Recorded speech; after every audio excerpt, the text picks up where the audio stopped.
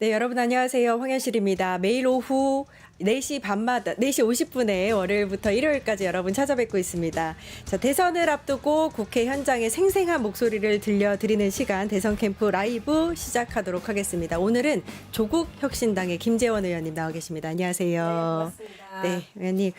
처음 뵙는데 너무 반갑습니다. 네, 반갑습니다. 네. 뉴스토마토의 시청 스튜디오는 오늘 제가 처음 네, 와보게 네. 돼서 이 자리에 이런 스튜디오가 있었구나 또 네. 제가 오늘 알게 됐네요. 네, 지금 네. 머리 스타일이 그 광화문 집회 현장에서 직접 이렇게 깎으신 머리시잖아요. 그죠? 그때 머리를 깎고 그리고 네. 아무래도 보이질 않으니까 네. 듬성듬성 이제 긴 머리도 있고 그래서 네. 그때 다듬었고요.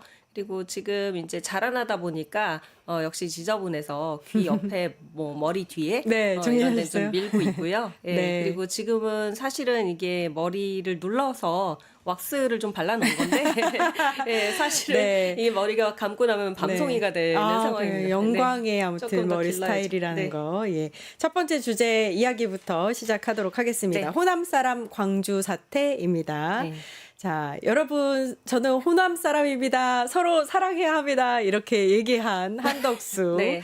전 총리. 이제 대선 출마를 선언했으니까 후보라고 해야 되겠죠. 네. 이제 5.18 민주화 운동을 광주 사태 이렇게 표현을 해서 논란이 되고 있습니다. 네, 네. 광주 사태라는 표현은요, 사실은 전두환 신군부가 5.18을 사태로 표현을 하면서 이제 좀 깎아내린 표현이거든요. 그렇죠. 네. 근데 이렇게 한덕수 후보가 이제 대한민국의 대통령이 되고자 하는 사람이 민주화 운동을 사태라고 표현하는 지경에 이르렀습니다. 네. 어떻게 보세요?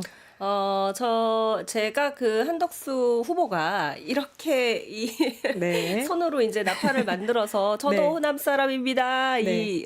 외치는 장면을 보고 네. 어떻게 저런 발상 자체를 할 수가 있을까. 음. 호남 분들이라면은 절대 그렇게 말 못하실 겁니다. 네네. 그게 정신에 아주 이렇게 뿌리 깊게 내려 있고요. 그리고 이분이 사실은 정부기관에 몸담은 지가 제 메모도 해왔는데 관료 생활만 50년이에요. 그러니까요. 네, 38대, 48대 국무총리고 현 권한대행 아닙니까? 네. 대통령 권한대행이었었는데, 네. 그런데 자기가 그 국가 관료 생활을 50년을 한 사람이 국가 기념일로 네. 이렇게 기리고 있는 민주화 운동을 네. 어떻게 사태라는 표현이 입에서 나올 수 있을지 그러니까요. 이거는 그냥 뭐 무개념 또 혹은 무자가 붙어 있는 모든 무상식 그다음에 네. 뭐라 그래야 할까요? 또 이제 무공감 네. 뭐 모든 표현을 다 붙여도 모자랄 것 같아요. 네. 그래서 이분이 사실은 자기 유리한 데 따라서 그렇게 말을 꼭 바꿔가면서 하면서 그래서 우리가 이분을 좀 장어 같다. 이렇게 장어 같다. 장어는 무슨 죄가 네. 있겠습니까만 네, 이렇게 요리 예. 빠져나가고 조리 빠져나가고 유리할 때는 자기가 뭐 호남 사람이라고 그랬다가 서울 사람이라고 그랬다가 그렇죠. 그런데 그 중에 지금 이제 속에 있는 실수가 나온 것이거든요. 그러니까 참 이 민주화 운동을 어떻게 보면은 모독하는 그런 예. 거고요. 그리고 먼저 이분이 했었어야 되는 일은 윤석열 정부의 내란에 동조했다. 내지는 그렇죠. 이제 예. 내란 가담을 했다. 이런 네. 의혹도 받고 있거든요. 공범 왜냐하면 내지는 가담자일 수 있다 이런 그렇죠. 말씀이시잖아요. 그 부분에 대한 일단 사과가 먼저 있어야 되는데 네. 그냥 바로 안 하고 있습니다. 예, 국민의 열망이 있어서 네. 제가 이제 대통령 후보로 안 나설 수가 없게 됐습니다. 이렇게 얘기하면 정말 가증스럽지 않습니까? 네, 네. 네, 저도 한덕수 총리 당시에 권한대행일 당시에 총리일 당시죠. 네, 그때 고발을 해놓은 건이 있는데요. 지금 그렇게 내란과 관련된 고발 건이 여러 건이 있잖아요. 네. 그 부분에 대한 해명이라든지 뭐 이런 것들은 저는 아니에요. 이걸로 그냥 네. 가름하고 지금 대통령 후보에 본인이 나온다는 것부터가 예, 벌써 예. 잘못된 일이라고 생각을 합니다. 그러니까요. 저도 사실 이 첫 번째 행보로 5.18 민주화 운동 그 묘지를 찾은 것에 대해서 뭐 이게 찾을 수는 있겠지만 가서 하는 그 어휘라든지 행동이라든지 이런 모습이 정치인으로서 전혀 준비가 되지 않은 모습이다 이런 생각이 들었고 그다음에 오늘 이제 해명한 것도 사실 보면 이게 지금 캠프 자체가 제대로 돌아가는 게 맞나 싶을 정도로 말실수였다. 단순 말실수였다. 이렇게 해명을 했거든요. 그리고 지금까지는 민주화 운동으로 표현을 해왔다. 이렇게 해명을 했는데 거기에 대해서는 어떻게 보세요?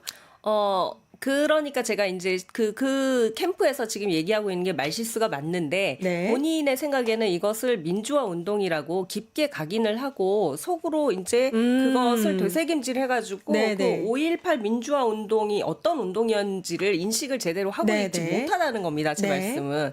그러니까 이 모든 12상 계엄 날 때서부터 지금까지 이 국민이 이렇게 피해를 보고 그리고 헌재에서도 이것이 잘못됐다고 분명히 네. 이제 판단이 나왔고 그런 상황에서도 거기에 대한 얘기는 하나도 없잖아요. 네네. 예, 그러니까 어떻게 이런 사람이 그거를 말실수가 맞는데 네. 그런 인식이 뿌리 내려 있지 않은 상황에서의 말실수는 맞다는 거죠. 맞는데 평소에 민주화 운동이라고 해왔다라는 네, 네. 걸로 그게 해소가 되는 것은 아니고 이 사람의 어쩌면은 정말 중간에 한번 말실수한 게 지금 드러남으로 해서 이 사람의 인식 수준을 우리가 다 알 수 있다는 얘기 아닙니까? 네, 저는 그런 식으로 풀이합니다. 어떻게 다른 형식의 변명을 예. 할 수가 없는 상황인 거예요. 캠프에서는. 네, 알겠습니다. 네.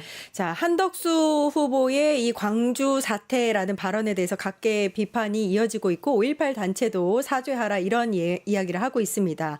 일단 대선 행보 자체가 첫 단추부터 잘못 끼워졌다 이런 얘기가 나오고 있는데 일단은 먼저 내란 행위에 가담했는지 동조했는지는 모르겠지만 이를 막지 못했다는 거는 확실한 사실이거든요. 그렇죠. 그럼 이 부분에 대해서 사죄를 하고 나서 대통령 후보로 나와야 되는 게 아니냐 이런 네. 목소리가 이어지고 있습니다. 네, 일단 맞습니다. 계엄에 대한 책임을 피할 수는 없는 사람입니다. 이 네. 사람 자체가. 네, 그렇죠? 맞습니다. 어떻게 생각하세요? 네, 그 계엄에 대한 것을 명확하게 본인이 지금 어떻게 이게 잘못된 일이고 그렇다는 얘기를 명확하게 안 해요. 네. 그러니까요. 네, 명확하게 예. 안 하면서 그러면서 은근슬쩍 지금 이제 본인이 지금 이제 제가 할 수 있는 일, 제가 하는 일을 해야 예, 한다. 예. 해야 하는 일을 하고자 직을 내려놓는다 이렇게 얘기를 했어요. 그냥 핑계인 거거든요. 예. 그리고 어떤 분들이 보시기에는 그게 이제 마땅한 변명같이 들릴 수는 있겠지만 지금 이분이 지금 대통령 후보로 나오실 그런 상황입니까? 그러니까요. 지금 굉장히 그 비상 상황이고요. 예. 아직도 2차 내란 중이다라고 예. 국민들께서 생각하고 있는 상황에서 한덕수 총리가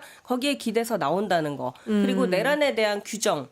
또 계엄을 내린 것에 대한 어떠한 잘못과 반성 그걸 막지 못했다는 네. 저희가 그런 얘기를 막 해왔었는데 바지가랑이라도 잡았어야 하는 거 아니냐. 그럼요. 예. 네, 대통령을 막았어야죠. 무조건 막았어야 하는 거 아니냐. 그렇게 얘기를 했는데 뭐 완강했다. 5분밖에 네. 국무회의가 진행되지 않았다. 그것도 네. 이제 형식이 갖춰지지 않은 국무회의. 예. 그런데 대통령을 막지 못했다. 그러니 우리 보고 어찌하라는 거냐라는 태도를 계속 일관적으로 취해오고 그러니까요. 있었잖아요. 예. 그리고 대통령 후보를 어떻게 나옵니까? 네. 자기가 이걸 어떻게 처리를 하겠다는 얘기예요. 예. 그냥 그대로 지금까지의 태도를 유지를 하면서 그러면은 자기가 대통령 후보가 되면은 이 상태로 유지를 하고 윤석열 전 대통령이 아무 잘못하지 않았다. 네. 내지는 아이 그거 갖고 뭘 그래 다시 얘기 꺼내지 말자 이런 행동으로 일관하면서 가겠다는 겁니까? 네.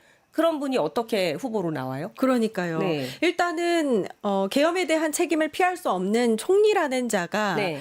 이 계엄 사태에 대해서 어떤 그 정리라든지 이제 국민의 불안감을 해소시킬 수 있는 어떤 활동들을 해야 되는데 네. 그런 국정 운영은 다 내팽개치고 네.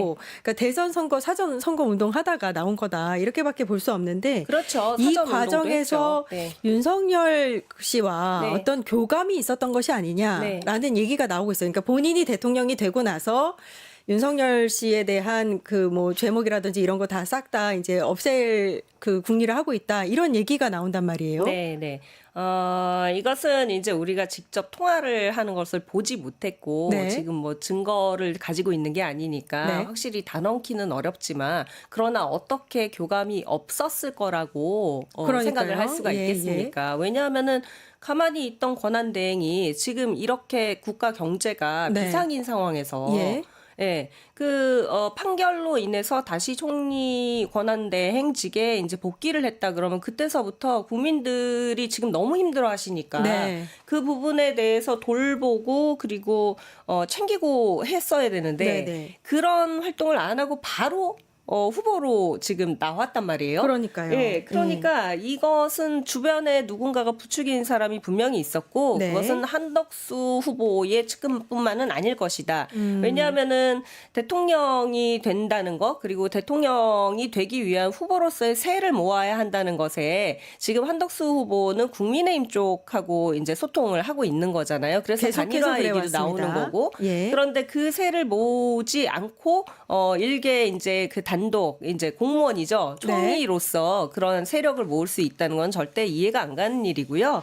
또 제가 굉장히 재밌는 사실을 발견을 했는데 김용현 전 국방부 장관이 지금 들어앉아 있잖아요. 네. 들어앉아 있는데 옥중 서신을 냈습니다. 아, 그런가요? 대법원 파기환송 판결을 인천 상륙작전의 교두보라고 비유를 했어요. 그러면서 낙동강 방어선을 넘어서 반격을 통해 인천 상륙작전과 연결해야 된다. 이런 얘기를 하는 거예요. 그러면 이게 어떻게 되냐? 몇몇의 이제 나름 이제 그 인편일 수도 있고 혹은 통화일 수도 있고 물론 뭐 김용현 네. 전 국방장관은 네. 인편이겠죠. 그렇게 서로 교감들을 하고 있는 것으로 보이거든요. 그러면서 작전을 교환을 하고 계획을 세워서 그래서 지금 이제 한덕수 총리 한덕수 후보가 나온 것은 아마 그런 작전의 일환일 것이다. 혼자 결정하지 않았을 것이라고 저는 생각합니다. 알겠습니다. 일단 민주당이 조희대 대법원장을 탄핵하는 방안 등을 검토하는 것과 관련해서도 이분이 이제 또 얘기를 했단 말이에요. 정치적 의도를 가지고 선고를 내리는 것은 있을 수가 없다, 망상이다 이런 강한 어조로 비판을 했습니다. 여기에 대해서는 어떻게 생각하세요? 지금 국민의 선택이 며칠 남지 않았잖아요. 네. 사실 후보 등록 기간은 11일까지입니다. 예. 11일까지고 지금 얼마 되지 않는 이게 말하자면은 대통령 보궐선거이기 때문에 굉장히 이 유세라든지 이런 것들이 시간이 타이트한 상황인 거거든요. 네. 그런데 선택이 코앞에 있는 그런 상황에서 대법원이 정치적인 개입을 시도한 거잖아요. 네. 사실. 예. 많은 분들이 지금 그 굉장히 큰 책, 이거 1분 안에 읽을 수 있어? 뭐 이런 것들을 지금 쇼츠라든지 아니면 SNS를 통해서 많이 올리시면서 네. 또 제 친동생 같은 경우에는 챗GPT한테 물어봤다고 합니다. 사람이 이 글을 다 읽으려면 6만 페이지를. 2심에서 올라온 네. 이 서류를 6만 페이지를 다 이틀 만에 다 읽으려면 읽으려면, 어떻게 네, 며칠이 불가능하죠. 걸리나 네. 이걸 물어봤다고 해요. 절대 그렇게 할 수가 없거든요. 예, 예. 그러니까 그것들을 서류를 제대로 보지도 않고 그냥 판결을 그렇게 내려버렸다는 거, 선고를 내려버렸다는 것은 그냥 뭐 이렇게 내리면 되겠네라는 네. 생각을 했다는 거 지금 아니겠어요? 화면에도 나오고 있는데 6만 페이지가 저 정도 양이라고 합니다. 네, 저 예. 정도 양이면은 뭐 제 생각에는 2달은 걸리지 않을까 싶은데요. 네네. 네. 알겠습니다. 네. 일단 또 논란 중에 하나가 한덕수 후보 측이 이제 약간 이제 무속 논란이 좀 있어요. 네, 뭐 이제 맞습니다. 그 아내 되시는 분 부인이 무속에 깊이 심취해 있고 네. 뭐 김건희보다 더 심하다 이런 네. 얘기가 있는데 여기에 대해서는 어떻게 생각하세요? 김건희보다 더 심하다가 아니라 원조다라는 원조다. 얘기를 저는 좀 네. 듣고 있고요. 그리고 뭐 예전에 뭐 정치인의 아내들에 대해서는 그렇게 관심이 없었던 것들이었는데 네. 지금 뭐 무속 논란 뭐 이런 것들이 나오면서 이 한덕수 전 총리의 이제 그 22년도에 네네. 한덕수 후보가 국무총리 지명될 때 네. 그때 이제 뭐 나온 얘기이기도 하고 네. 그때 나왔었던 얘기가 굉장히 많이 무속에 심취되어 있고 네. 그리고 그뿐만이 아니라 굉장히 치맛바람이 심하다. 그래서 한덕수 총리가 집에 가면은 꼼짝을 못한다 뭐 이런 얘기도 있더라고요. 그래요. 네, 그래서 제2의 김건희가 될 수 있다. 그렇죠. 제2의 김건희인데 원조격이 되는 거죠. 네, 정치인이 아니었으니까 그 전에는. 네. 네, 그래서 그 참 걱정되는 부분인데 그런 부분들을 과연 어떻게 해소를 할 수가 있을까? 그냥 뭐 아무 일도 아니다. 그 뭐 다니면서 그러한 부인이 했던 일들이 내 공모를 보는 데에는 전혀 뭐 그 영향을 주지 않았다 이렇게는 얘기를 하고 있지만 그 부분은 윤석열 전 대통령이 유세 때 나와서 한 얘기는 같죠. 네, 그 부분을 어떻게 우리가 검증을 하고 넘어갈 수 예. 있겠습니까? 상당히 이제 우려스러운 부분인 거죠. 예, 네. 알겠습니다. 두 번째 주제로 넘어가서 일단 김문수 후보가 국민의힘의 대선 후보로 확정이 된 이후에 바로 네. 한덕수와의 단일화 움직임이 있습니다. 네. 근데 일단 오늘 나오는 대체적인 뉴스로 봐서는 김문수 후보는 한덕수와 좀 쉽사리 단일화 이 자리를 대선 후보 자리를 내줄 것 같지 않다 이런 느낌도 들어요. 네. 어떻게 보세요? 네, 방금 아까 스튜디오에 들어오기 직전에 네. 속보가 막 올라오더라고요. 네. 그래서 봤더니 왜 당의 이제 그 우선권, 그렇죠. 당 컨트롤 우선권이 이제 국힘의 당규에 나와 있는데. 네. 그것이 이제 뭐 대통령 후보로 결정이 되게 되면 우선권을 그 후보에게 준다라는 게 돼 있거든요. 당무를. 그러니까 그쵸? 당무에 예. 관련한 거를 다 키를 넘겨야 되는데 예. 지금 안 넘기고 있는 거예요. 네네네. 그 얘기인즉슨 이제 김문수 후보 측에서는 그 입장에서 보자면 굉장히 기분 나쁜 일이 될 수도 있는 거죠. 네네. 그런 것들을 당에서 다 쥐고 가고 그리고 한덕수 후보하고 빨리빨리 단일화해라. 그렇게 얘기를 하고 있으니까 사실상 본인은 그냥 이용당하는 것처럼 그렇게 생각이 될 수밖에 없는 부분이거든요. 예상했던 바입니다. 네네. 일단 뭐 그래서 지금- 여기가 한덕수 당이냐 이렇게 좀 그 불편한 심경을 내비치기도 했어요. 네네. 그뿐만 아니라 왜 이렇게 보채느냐. 왜 이렇게 네. 보채느냐. 그리고 왜 나한테는 권한을 주지를 않는 거야. 이런 거에 네네네. 대해서 굉장히 반발을 지금 하고 있는 상황이죠. 아, 그렇군요. 네. 일단은 오늘 나온 이 뉴스들 보시면 한 25일까지, 그러니까 그 마지막 투표 용지에 이름이 올라가는 25일까지는 그 국민의힘의 단일화는 쉽지 않겠다 이런 생각도 들고 네. 또 김재원 전 의원이 지금 김문수의 비서실장에 임명이 됐는데 네. 저랑 이름이 같으신데. 아, 그러니까요. 네. 근데 이 김재원 전 의원이 이렇게 얘기했답니다. 이 투표 용지에 한덕수 이름이 올라가는 일은 없을 것이다. 이렇게까지 얘기를 했다고 하네요. 네. 어떻게 될 것 같으세요? 이게 저도 좀 조사를 해왔는데 7일까지가 선거 공보 발주 시한이에요. 네. 정말 코앞이죠. 네, 그런데 원래 이때까지 선거 공보물 발주를 해야 하는데 지키기 어려울 것 같아요. 이런 네네. 상황이면은. 그리고 결국 이제 그렇게 되면은 선거 운동을 하면서 초반에는 이것이 결정되지 않으면은 유세 차량이 돌아다니지 않습니까? 네, 아. 이름 없이 그냥 예. 돌아다닐 그런 가능성이 커요. 네. 네. 그런 유세 차량을 사용할 수도 있고 2, 3차 시한이 중앙선관위에서 대선 후보 등록 일자 직전인 9일 네. 아니면은 그 후보 등록 마감일인 11일 이렇게까지거든요. 근데 네네. 그것도 지금 며칠 남지가 않았어요. 그래서 12일부터 각 정당의 후보별로 이제 기호가 부여되는데 이 시한을 넘기게 되면 이번 기호를 사용을 할 수가 없는 거죠.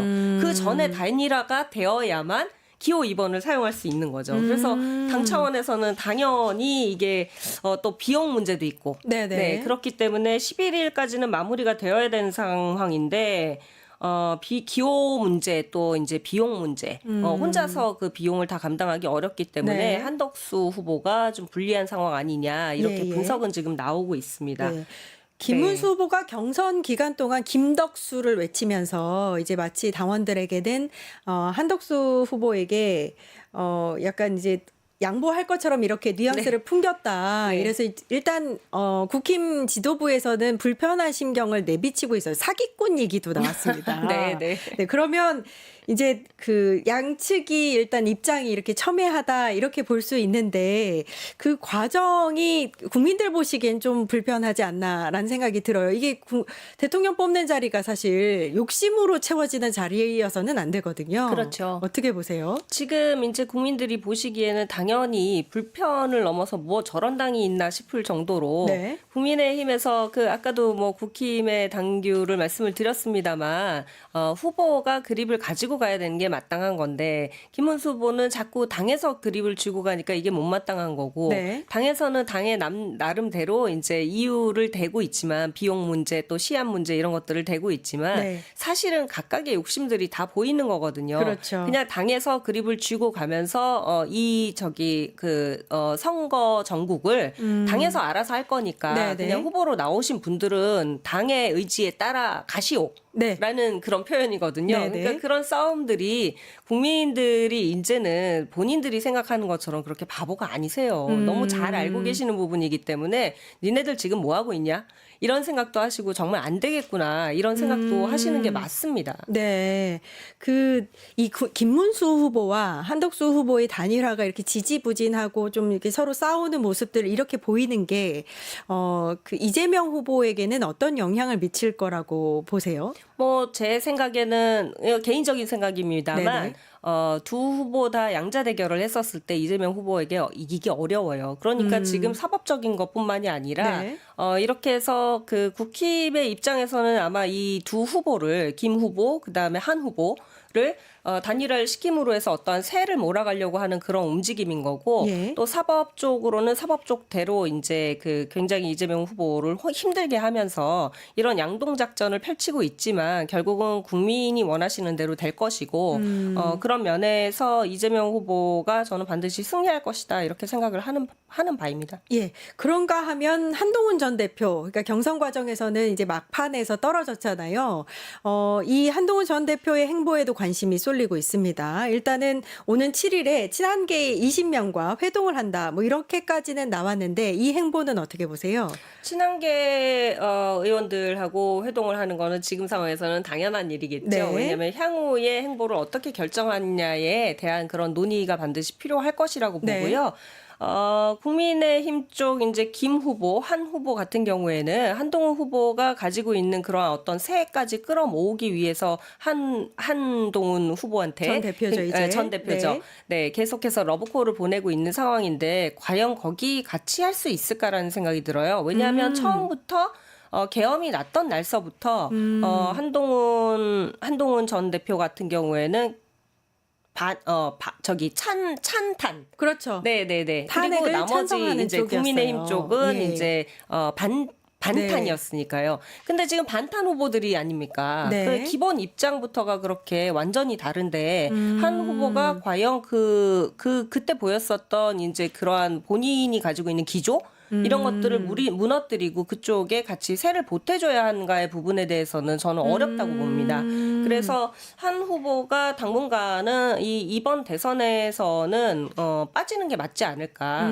예, 그 판단이 맞지 않을까. 그렇게 해서 본인이 옳았다는 것을 증명을 해야 되는데 지금 무너지게 되면은 예, 이도 저도 안 되기 때문에 정치 인생이 끝나는 거라고 네네. 보여지거든요. 그래서 아무래도 지금 판에서는 빠지는 게 오히려 지금 그나마 유리한 걸로 몰고 가는 게 아닐까 네. 그런 생각을 좀 합니다. 그런데 일단 한동훈 전 대표는 자신의 이제 페이스북인 것 같은데 SNS에 당원 모집하겠다, 당을 자기는 배신하지 않겠다, 뭐 이렇게 얘기를 했는데 그 다음을 도모하는 거겠죠? 그렇죠. 그렇게 네. 이제 얘기는 해놓는 거고. 적극적으로 나서진 않을 것이다. 그렇죠. 지금 이제 뭐 물밑 작업을 하는 건데 그런 물밑 작업을 통해서 어쩌면은 뭐 자기는 당을 따로 만들겠다 뭐 이럴 수도 있는 거고요. 그러나 그러한 당원을 모집한 다음에 그렇죠. 당원을 모집한다라는 네. 얘기가 한동훈 전 대표한테 절대 네, 네. 불리한 얘기는 아니거든요. 네. 국민의힘에 힘을 보태겠다라고 하면서 이제 만일에 국민의힘이 이번 대선에서 지지 않습니까? 예. 그러면 한동훈 후보는 그렇게 했기 때문에 진 거야. 결국은 내가 옳았던 거야라고 주장을 할 가능성이 많지 않을까. 그 동안에 이제 한동훈 후보를 따르고 지지하는 그런 네. 이제 지지자분들 같은 경우에는 이런 상황을 국민의힘으로 계속 끌고 갈 수 없겠다라는 판단을 분명히 하시겠죠. 그 이후를 생각을 한 게 아닐까? 알겠습니다. 여기까지 얘기 듣겠습니다. 네. 대선 캠프 라이브 조국혁신당 김재원 의원과 이야기 나눠봤습니다. 감사합니다. 네, 감사합니다. 네, 이어서 바로 류혁의 내부 보고서 방송되겠습니다.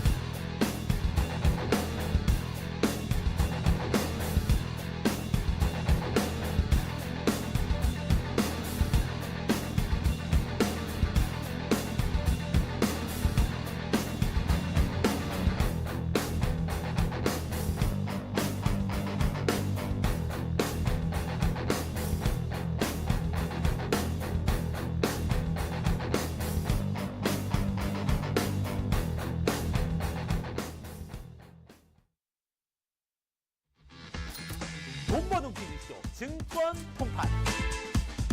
너도 받고 나도 받는 친구 초대 무제한 적립 이벤트.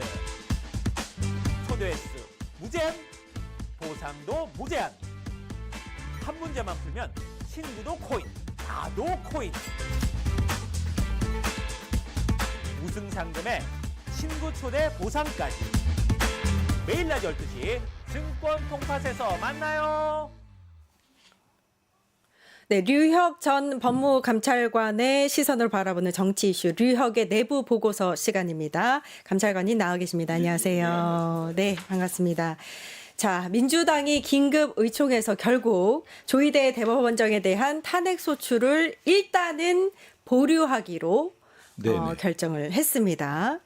많은 분들이 사실 불안해하고 계시고 많은 지지를 받고 있는 이재명 후보에 대해서 대법원이라든지 사법부가 어떻게 결과를 낼지, 혹시라도 대선 전에 결과가 나오는 게 아닐지, 그래서 혹시라도 지지하는 후보를 못 만나는 게 아닌가라는 걱정에 휩싸여 계시거든요. 네네. 그래서 이 탄핵 소추를 좀 추진해야 되는 게 아니냐라는 목소리도 많았는데 일단은 보류를 결정했어요. 네네. 배경이 뭐라고 보세요? 저는 그냥 뭐 순수하게 법률적인 측면에서 먼저 결론만 말씀드리자면 뭐 비록 지금 대법원에서 저 상고 기각 뭐 인용 판결이 내려졌고 네. 파기환송 판결이 내려졌지만 6월 3일 대선 이전에 이 사건에 대한 결론이 날 가능성은 없습니다. 그건 분명하게 말씀드릴 수가 있고 네. 5월 15일 날 첫 기일이 잡혔고 하다못해 사실 그날 선고를 한다는 거는 아주 설레도 없고 그런 네네. 경우인데 첫 기일이고. 예, 그날 선고한다 하더라도 그냥 모든 선례를 무시한다 하더라도 그날 선고를 해도 27일이 필요하거든요. 그렇기 때문에 6월 12일 이전엔 선고가 불가능합니다. 그런 점에 비춰보면은 그 이재명 후보가 대선을 치르고 나중에 저 지금 뭐 가장 유력한 후보 아니겠습니까? 네네네. 그렇기 때문에 뭐 당선이 되는 데에는 전혀 장애가 되지 않는다고 보여지고요. 다만 파기환송 판결이 진행되는 과정에서 계속 논란의 소지가 있기 때문에 그런 거 아닌가. 그리고 또 한 네. 가지로는 탄핵을 하려면은 지금 현재 뭐 국민의힘과 예를 들면 네. 국민의 뭐 지금 그 대법원장이 국민의힘과 야합을 했다는 증거가 나왔다던가 아니면은 뭐 확실하게 본인이 정치적인 의도를 가지고 이 판결을 이렇게 빨리 급하게 진행하려고 한다는 뭐 확실한 증거가 있다면 당연히 그건 탄핵 사유뿐만 아니라 범죄가 될 겁니다. 근데 지금 현재로서는 뭐 지금 그런 점에 대한 확실한 뭐 개연성 이런 것만 가지고 탄핵을 추진하는 것이 뭐 확실하게 탄핵 소추가 인용될 가능성도 없고 그러니까 그런 여러 가지 점을 고려한 합리적 판단이 만약에 아니겠습니까? 그러면 저희는 불안하니까요. 네네. 만약에 대법원장 탄핵이 필요한 시기다. 이건 시그널이다. 반드시 네네. 해야 된다라는 시그널로 봐야 되는 시기는 언제라고 보세요? 지금 만약의 경우에 5월 15일 날 있지 않습니까? 예. 두 가지 정도 생각해 볼 수가 있을 것 같은데 5월 15일 날 그 재판부의 입장이라던가 태도 이런 걸 좀 한번 보고 5월 15일 이후에 결정해도 될 것 같습니다. 그래서 이제 민주당도 15일로 잡힌 이제 첫 공판 기일이 네. 좀 변경해달라 요구를 했을 때 그걸 받아들인다면 그것은 이제 탄핵까지 이르지는 않아도 될 그렇게 것으로. 볼 수도 있고요. 예를 들면 제 생각에는 만약의 경우에 재판부가 뭐 그 재판부 제가 알아본 바에 따르면 그 재판부가 뭐 여러 가지 여론 같은 거 신경 안 쓰고 그런 인원들로 구성되어 있고 주심 판사님도 그런 것으로 알고 있는데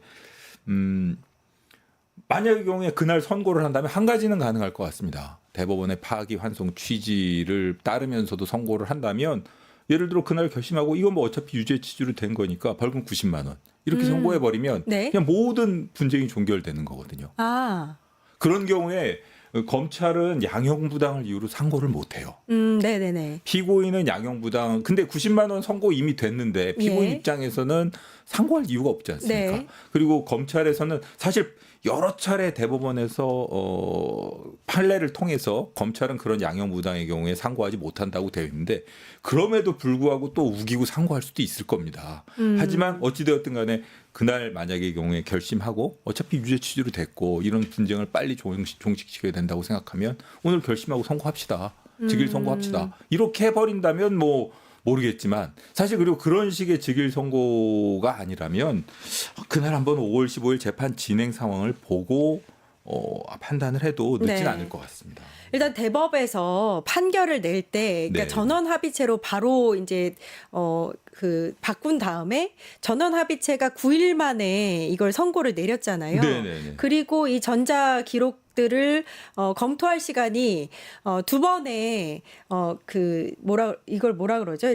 기일, 네, 그렇죠. 예. 그 두 번의 기일 동안 합의를 했기 때문에 48시간밖에 기록을 볼 수 있는 시간이 없었다. 그래서 전자문서 로고 기록을 좀 살펴봐야 된다.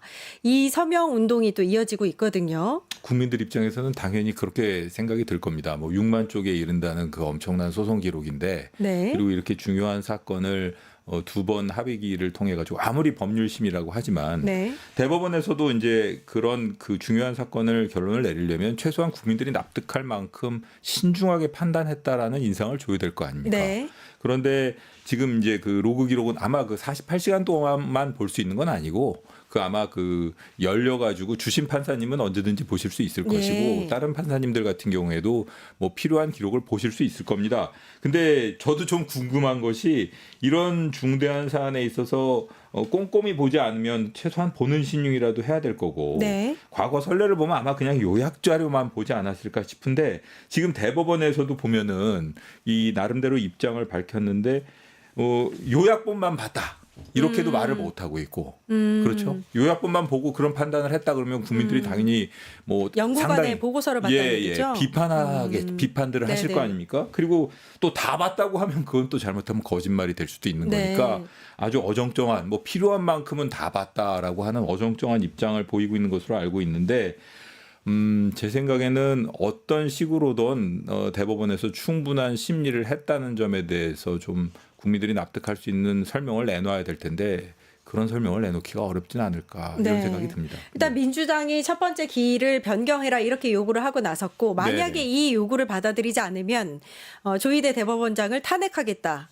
이렇게 나오고 있거든요. 탄핵 예, 수순으로 가야 할까요? 어떻게 보세요? 저는 그건 어차피 저 정치 영역에서 제일 뭐 합리적으로 판단하셔야 될 것 같은데 이 재판부가 사실 저는 저도 이렇게 기일 연기 신청 예정이라는 얘기를 듣고 좀 보도를 보고 여러 가지로 궁리를 해봤습니다만 사실은 대법원 지난번 전원 합의체의 견해를 그대로 받아들인다 해도 지난번 고등에서 양형과 관련돼서는 제대로 심리가 이루어지지 않았지 않습니까? 그러니까요. 예. 그러니까 최소한 양형 자료 같은 것도 제출을 해야 될 것이고 지금 현재 그리고 기일 연기라는 것은 합리적인 이유가 있으면 웬만하면 받아줄 필요가 있는 예, 것이거든요. 예. 근데 지금 대선 후보로서 5월 15일이면은 이미 후보 등록 이후의 시점인데 네. 상당히 중요한 때 아니겠습니까? 예. 그런 이유로 미뤄달라고 하는 것. 그렇기 때문에 한 가지는 뭐 받아들여질 만한 이유가 있고 네. 어차피 지금 현재 법이 규정하고 있는 절차나 이런 것을 충실하게 따른다면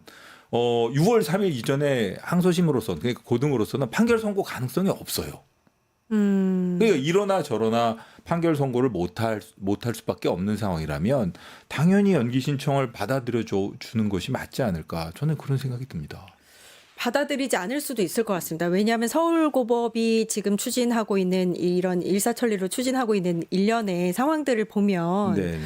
당일에 이제 받은 당일에 굉장히 빠르게 이제 기일도 정하고 뭐 이렇게 되는 상황이잖아요. 그러면은 선고를 빠르게 하기로 이미 대법원과 이야기가 된 게 아니냐. 근데 그날 그 연기 신청이 안 받아들여지고 다른 일정 때문에 출석을 안 하면 어차피 그날은 공판이 진행이 안 만약에 됩니다. 그날 공판이 진행이 안 되면 그 예. 다음 공판을 바로 뭐 16일에 한다든지. 그럼 2회 불출석이기 때문에 네. 그 16일에 바로 한다 이런 식으로 하는 거는 상식에는 안 맞죠. 상식이 전례 안 맞고 맞지만 지금까지도 계속 상식이 안 맞는 그렇게 일들이 한다 일어났기 그러면 지금 때문에. 말씀하신 것처럼 뭔가 의도가 있고 아니 재판이라는 게 사실은 누가 보더라도 그냥 통상적으로 그냥 평온하게 진행하면 되는 거거든요. 근데 네. 이번에 대법원의 판결도 보면은 유례 없이 빨리 진행해서 이런 결론을 내렸다는 것 때문에 그 네. 결론의 당부를 떠나가지고 그것 때문에도 또 이렇게 여러분들이 좀 이거 뭔가 의도가 있는 거 아니야 하고 이렇게 의심하시지 않습니까? 네. 그러니까 이 법리도 중요하지만 네. 절차도 중요하거든요. 그런 면에서 만약의 경우에 지금 말씀하신 대로 5월 15일 날 불출석했다고 5월 16일 날 바로 기일을 잡는다면 그 경우는 뭐 여러 가지 조치를 총동원해서라도 지금 뭐 알겠습니다. 민주당 뭐 법률 대리인 쪽에서도 가지고 있는 뭐 형사소송법상 절차를 다 동원하겠다고 하는데 그런 절차를 총동원해서라도 뭐 미루는 거고 사실은 그런 절차를 동원 안 해도 6월 3일 이전 선거는 불가능하다고 봅니다. 알겠습니다. 두 번째 주제로 가서 대법의 내부 상황에 대해서 좀 이야기를 나눠보겠습니다. 네, 네. 이 대법 내부 상황으로 가보면요. 일단 이재명 후보의 공직선거법 위반 사건을 전원합의체 회부 9일 만에 일단 그것도 원심을 깨고 무죄에서 유죄로 파기환송을 했거든요. 그럼 네네. 이 상황에 대해서 일단 감찰관님께서는 이런 식으로 판결이 나는 상황을 보신 적이 있으신지? 저도 처음 봤습니다. 저도 처음 봤고요. 저는 그 당일날 뭐 여기 방송에 이제 끝내는 뉴스에 나왔다가 오늘 나오기 전에 이제 판결문도 다 공표가 됐기 때문에 판결문이랑 이런 걸 좀 열심히 읽어봤는데 저는 그 소수의견 이흥구 대법관님이랑 오경미 대법관님 이 두 네. 분의 소수의견을 읽어보고 참 느끼는 바가 많았고요. 설득의 시간이 충분하지 않았다. 신속만이 능사가 아니다. 햇님과 바람 이야기하면서 이렇게 말씀하셨죠. 저는 여러 가지 생각이 들었습니다. 이 법원의 판결이라는 것 그리고 사법작용이라는 건 지난번 헌법재판소의 그 탄핵 심판 과정에서 보시면 아시겠지만 탄핵 심판 과정에서 국론이 분열되고 여러 가지로 혼란이 있었지만 실질적으로 전원일치 결정을 내림으로써 좀 전반적으로 여론도 다 잠잠해지고 네. 생각보다 그 탄핵 반대파들도 조용해졌고 네. 그리고 새로운 출발을 할 수 있는 계기를 마련해 주지 않았습니까? 그렇죠. 그런데 이번 판결에 대해서 제가 실망하지 않을 수 없는 것은 사실은 그냥 아무런 판단을 하지 않으니만 못한 결과가 초래했거든요. 그러니까요. 그러니까 예. 여러 가지 논란의 거리들만 던져놓고 해결도 못하거든요. 시간 내로. 그러니까 아마 여러 가지로 이번 대법원 판결에 대해서 불만을 가지시거나 혹은 뭐 이런 정파적인 입장을 떠나서 대법원이 왜 그랬을까 하고 의구심을 갖는 분들은 그런 점에 실망하지 않은가 싶습니다. 그 소수 의견에 보면 이런 게 나오거든요. 저는 그 부분에 대해서 공감하는 게 정치적 발언에 대한 법원의 법적 평가는 이를 수긍하는 국민들과 그렇지 않은 국민들 사이에 새로운 갈등과 분란만을 촉발할 수 있다. 그러니까요. 맞네요. 이런 표현을 예. 정확하게 썼거든요. 저는 예. 이 부분에 있어서도 공감을 했고 그거 말고도 공감할 수 있는 표현들이 너무 많아서 다시 한번 시간이 날 때 한번 읽어보고 이 두 분의 의견을 한번 뭐 생각을 해봐야겠다 이런 생각 뭐 이런 네. 그래서 대다수 국민들은 사실 의구심이라든지 뭐 이런 것을 다 떠나서 분노에 가까운 반응을 저는 보이고 있다고 생각하는 게 이 대법관들의 로그 기록을 공개하라라는 서명 운동에 단 3일 만에 한 80만 명이 서명에 동참을 했거든요. 네네. 그만큼 이번 대법의 선고 자체에 굉장한 분노와 의구심을 가지고 있고 옳지 못했다. 특히 기록조차도 제대로 보지 않고 이 중요한 선고를 내렸다는 것에 대해서 예. 많은 분들이 반박에 나서고 있는 상황이다. 어떻게 생각을 하세요? 이 부분에 대해서는? 판결은 국민에 대한 설득입니다. 네. 그런데 그런 면에서 첫 번째 설득에 실패했고요. 네. 그렇기 때문에 이거는 또 설득에 실패했다. 예, 그리고 또 한 가지는 저는 뭐 이 이용국 오경미 재판관님의 의견을 딱 맞는 게 뭐 이렇게 좀 언급하고 싶은 것이 네. 다수 의견의 논리는 선거인에게 올바른 정보를 제공한다는 명목 아래 수사기관 네. 또는 법원이 올바른지 아닌지를 판단하겠다는 것이나 마찬가지이다.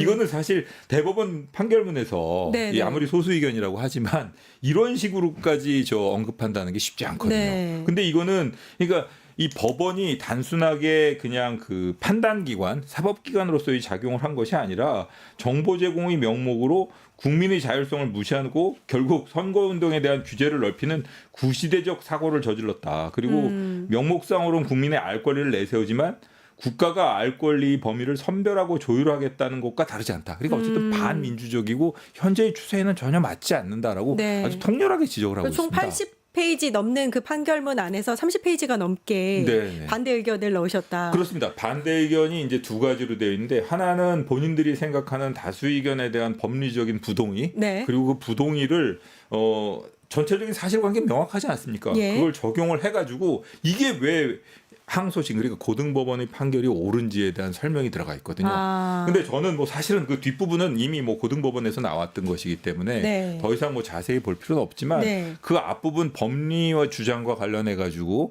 왜 다수 의견이 잘못된지를 하나하나 지적하는 부분이 있는데 그 부분은 한번 읽어보시면 동의하실 수 있는 문구들을 많이 발견하실 수 있을 거라고 생각합니다. 이건 어떻게 생각하세요, 감찰관님? 그러니까 대법원은 사실 법률심이다. 네. 사실관계를 판단해서는 안 되는데 예. 그 판결문에서는 마치 이제 사실관계가 아닌 법률 관련해서 이제 판단을 내린 것처럼 하긴 했지만 결국엔 사실관계를 판단한 판결이었다. 이런 비판이 있거든요. 보셨을 때 어떻게 보셨어요? 저도 그런 생각이 들었습니다. 네. 이게 단순하게 이 법률의 적용이라고 하는 차원에서 사실관계를 해석해 버렸거든요. 지금 현재 그러니까 그리고 또 그 부분은 소수 의견에서 나오는데 예. 다양하게 해석될 수 있는 그 가능성을 다 차단해 버리고 네네. 본인들이 생각하는 법리를 일방적으로 적용을 해버리는 네. 그런 결과를 네. 초래했기 때문에 그런 점에서도 좀 아쉽습니다. 그러니까 이 판결이라는 게 말이죠. 미래를 내다보고 이게 나아갈 방향을 정해줘야 되는데 저는 이렇게 질문하고 싶어요. 그러니까 네. 앞으로도 이 결론이 다른 사람에게 적용될 수 있을까? 그리고 앞으로도 이 결론이 20년 후에도 존중받을 수 있을까? 예. 저는 아니라고 보거든요. 그런 면에서도 지난번에 헌법재판소의 탄핵 심판 그 인용 결정은 그렇죠. 앞으로도 존중받을 겁니다. 네, 맞아요. 앞으로도 그 결정에 그 하신 네. 재판관님들에 대해서도 존경심을 가질 거고요. 하지만 이번의 경우에는 단순한 사법 적극주의를 넘어서서 네. 사법 우월주의? 그러니까 어떻게 보면 사법 우월주의라는 게 잘못 생각하면 그냥 국민들이 일반적인 법 감정을 무시한다고 볼 수도 있는 거거든요. 네. 그런 점에서 저는 좀 이 소수 의견을 내신 이 두 분의 견해에 좀 무게를 두고 싶습니다. 이것도 여쭙고 싶었습니다. 그러니까 전원합의체, 그러니까 대법원의 전원합의체 심리에 관한 그 내규를 이건 네. 어긴 판결이었다. 그러니까 왜냐하면 전원합의체로 회부하는 그 과정도 사실 소부로 논의를 하다가 바로 그냥 2시간 만인가요? 전원합의체 회부를 결정을 해버렸고 심리도 이틀 만에 원래 이제 일주일에 한 번, 한 달에 한 번 해야 예, 되는데 예, 예. 이틀 만에 2번 심리를 열었잖아요. 그러니까 내규를 어긴 판결이다. 이 부분에 대해서는 혹시 판결을 뒤집을 만한 어떤 좀 그 무게감 있는 굉장히 좀 위기감을 느낄 만한 그런 내규가 뭐 법원 내에서 뭐 본인들이 뭐 지키고자 만들어 놓은 것이고 강행 규정이 아니라고 하더라도 지금 말씀하신 것처럼 그런 의구심을 갖게 만든 것만으로도 이번 대법원의 그 결정 판결은 실패한 겁니다. 그럼 이런 절차적 흠결을 가지고 문제를 제기할 수는 없나요? 그게 이제 재심이라는 게 가능한데요. 사실은 이제 3심제에 있어서 재심. 3심제에 있어서 대법원의 그 결정은 이 절대적입니다. 사실 우리나라 지금 현재 법률 체계에 있어서 그건 절대적이기 때문에 사실 뭐 재심을 통해서 그런 사유만 가지고 재심 사유로 삼을 수는 없을 겁니다. 그 뭐 사실 어렵겠지만 다만 이 국민들에 대한 설득이라든가 국민들의 판결에 대한 승복이라든가 이런 차원에서는 실패한 결정이라고 하지 않을 수 없을 것 같습니다. 네. 예. 그러면 감찰관이 또 궁금한 게 네네네. 대법원은 이런 불만이라든지 비판이 나올 것을 분명히 예상을 했을 겁니다. 네. 그럼에도 불구하고 이런 절차적으로 좀 무리하다 싶을 만큼 빠르게 진행을 하면서 또 원심을 깨고 유죄 취지의 파기환송이라는 결론을 낸 이유가 뭐라고 생각하세요? 어떤 의도가 있다, 목적이 있다 이런 얘기가 나오니까요. 의도 목적이 있을 가능성도 있고요. 또 하나는 지난번에 지규현 부장 판결 있지 않습니까? 예. 예, 그러니까 그 구속 취소를 했었던. 순수하게 본인은 법리적인 판단에 기해서 이런 결정을 내렸다고 생각을 하지만 네. 자기도 모르게 마음속에서 결국은 이 사태에 개입을 하고 국민들이 일반적으로 생각하고 있는 법 감정을 무시하는 네. 그리고 본인들이 그 사법적 판단으로 모든 세상의 질서나 이런 걸 규율할 수 있다고 생각하는 그게 이제 좋게 말하면 사법 적극주의, 나쁘게 네네. 말하면 사법 우월주의거든요. 네네. 그런 게 아주 결국 이런 사태까지 초래하게 된 거 아닌가 예, 이런 예. 생각이 듭니다. 사실 지금 현재 뭐 좀 재미있는 것 중에 하나가 아시겠지만 이훈구, 오경미 이 두 분이 그 문재인 대통령 시절에 그 지명된 대법관이시고 네, 나머지 그렇죠? 10명은 윤석열이 그렇죠. 예, 임명을 했던 근데 대법관입니다. 좀 어쨌든 간에 제가 말씀드린 것처럼 천대엽 법원행정처장님 네. 그 대법관이시인데 법원행정처장이시기 때문에 이번에 이번 결정에는 참여를 안 하셨어요. 맞아요. 사법행정을 네. 하시는 분이시기 때문에. 근데 이제 어쨌든 그분이 그 법사위에 출석하셔서 다른 대법관님들 이 다수 의견을 내신 분들을 대신 해가지고 법원의 입장을 설명하느라고 꽤나 애를 먹으신 걸로 알고 있는데 어쨌든 판결에 대한 비판이나 비평은 얼마든지 받아들이겠다. 다만 좀 일단 좀 존중하는 모습을 보여달라 이렇게 좀 차분히 말씀하셨는데 이분 뭐 제가 잘 알지만 되게 소탈하신 분이거든요. 네. 뭐 저는 문영배 재판장님과도 제가 공판을 같이 해본 적이 있는데 이 천대 법원 행정처장님도 재판을 같이 해봤고 그 대법관님들 중에서 그 재산이 제일 적으신 분이에요. 3억 1천만 원. 예. 근데 뭐 어쨌든 이 두 분 다 뭐 제가 아주 똑똑하신 분이고 뭐 이렇게 법정에서도 이 법리나 이런 데 충실하시고 본인들이 심지가 확실하면서도 그런 걸 잘 안 드러내시는 분인데 좀 어쨌든 좀 기다려 달라는 식으로 차분하게 좀 대응해 달라는 취지로 말씀하셨는데 저는 일단 이분 말씀하신 것 때문에라도 일단 좀 기다려보고 저도 5월 15일 날까지는 한번 참아보려고 합니다. 아, 그때까지는 5월 지켜봐야 15일까지는 된다. 저도 뭐 법원행정처장님이 법사위에서 그렇게까지 말씀하셨으니까 한번 좀 차분하게 지켜보려고 하고 있는데 저도 5월 15일 날 어떤 결정이 내릴지가 참 궁금합니다. 네. 일단 대법원의 판결에 대해서 조금 더 이야기를 해보고 싶은데요. 네, 네.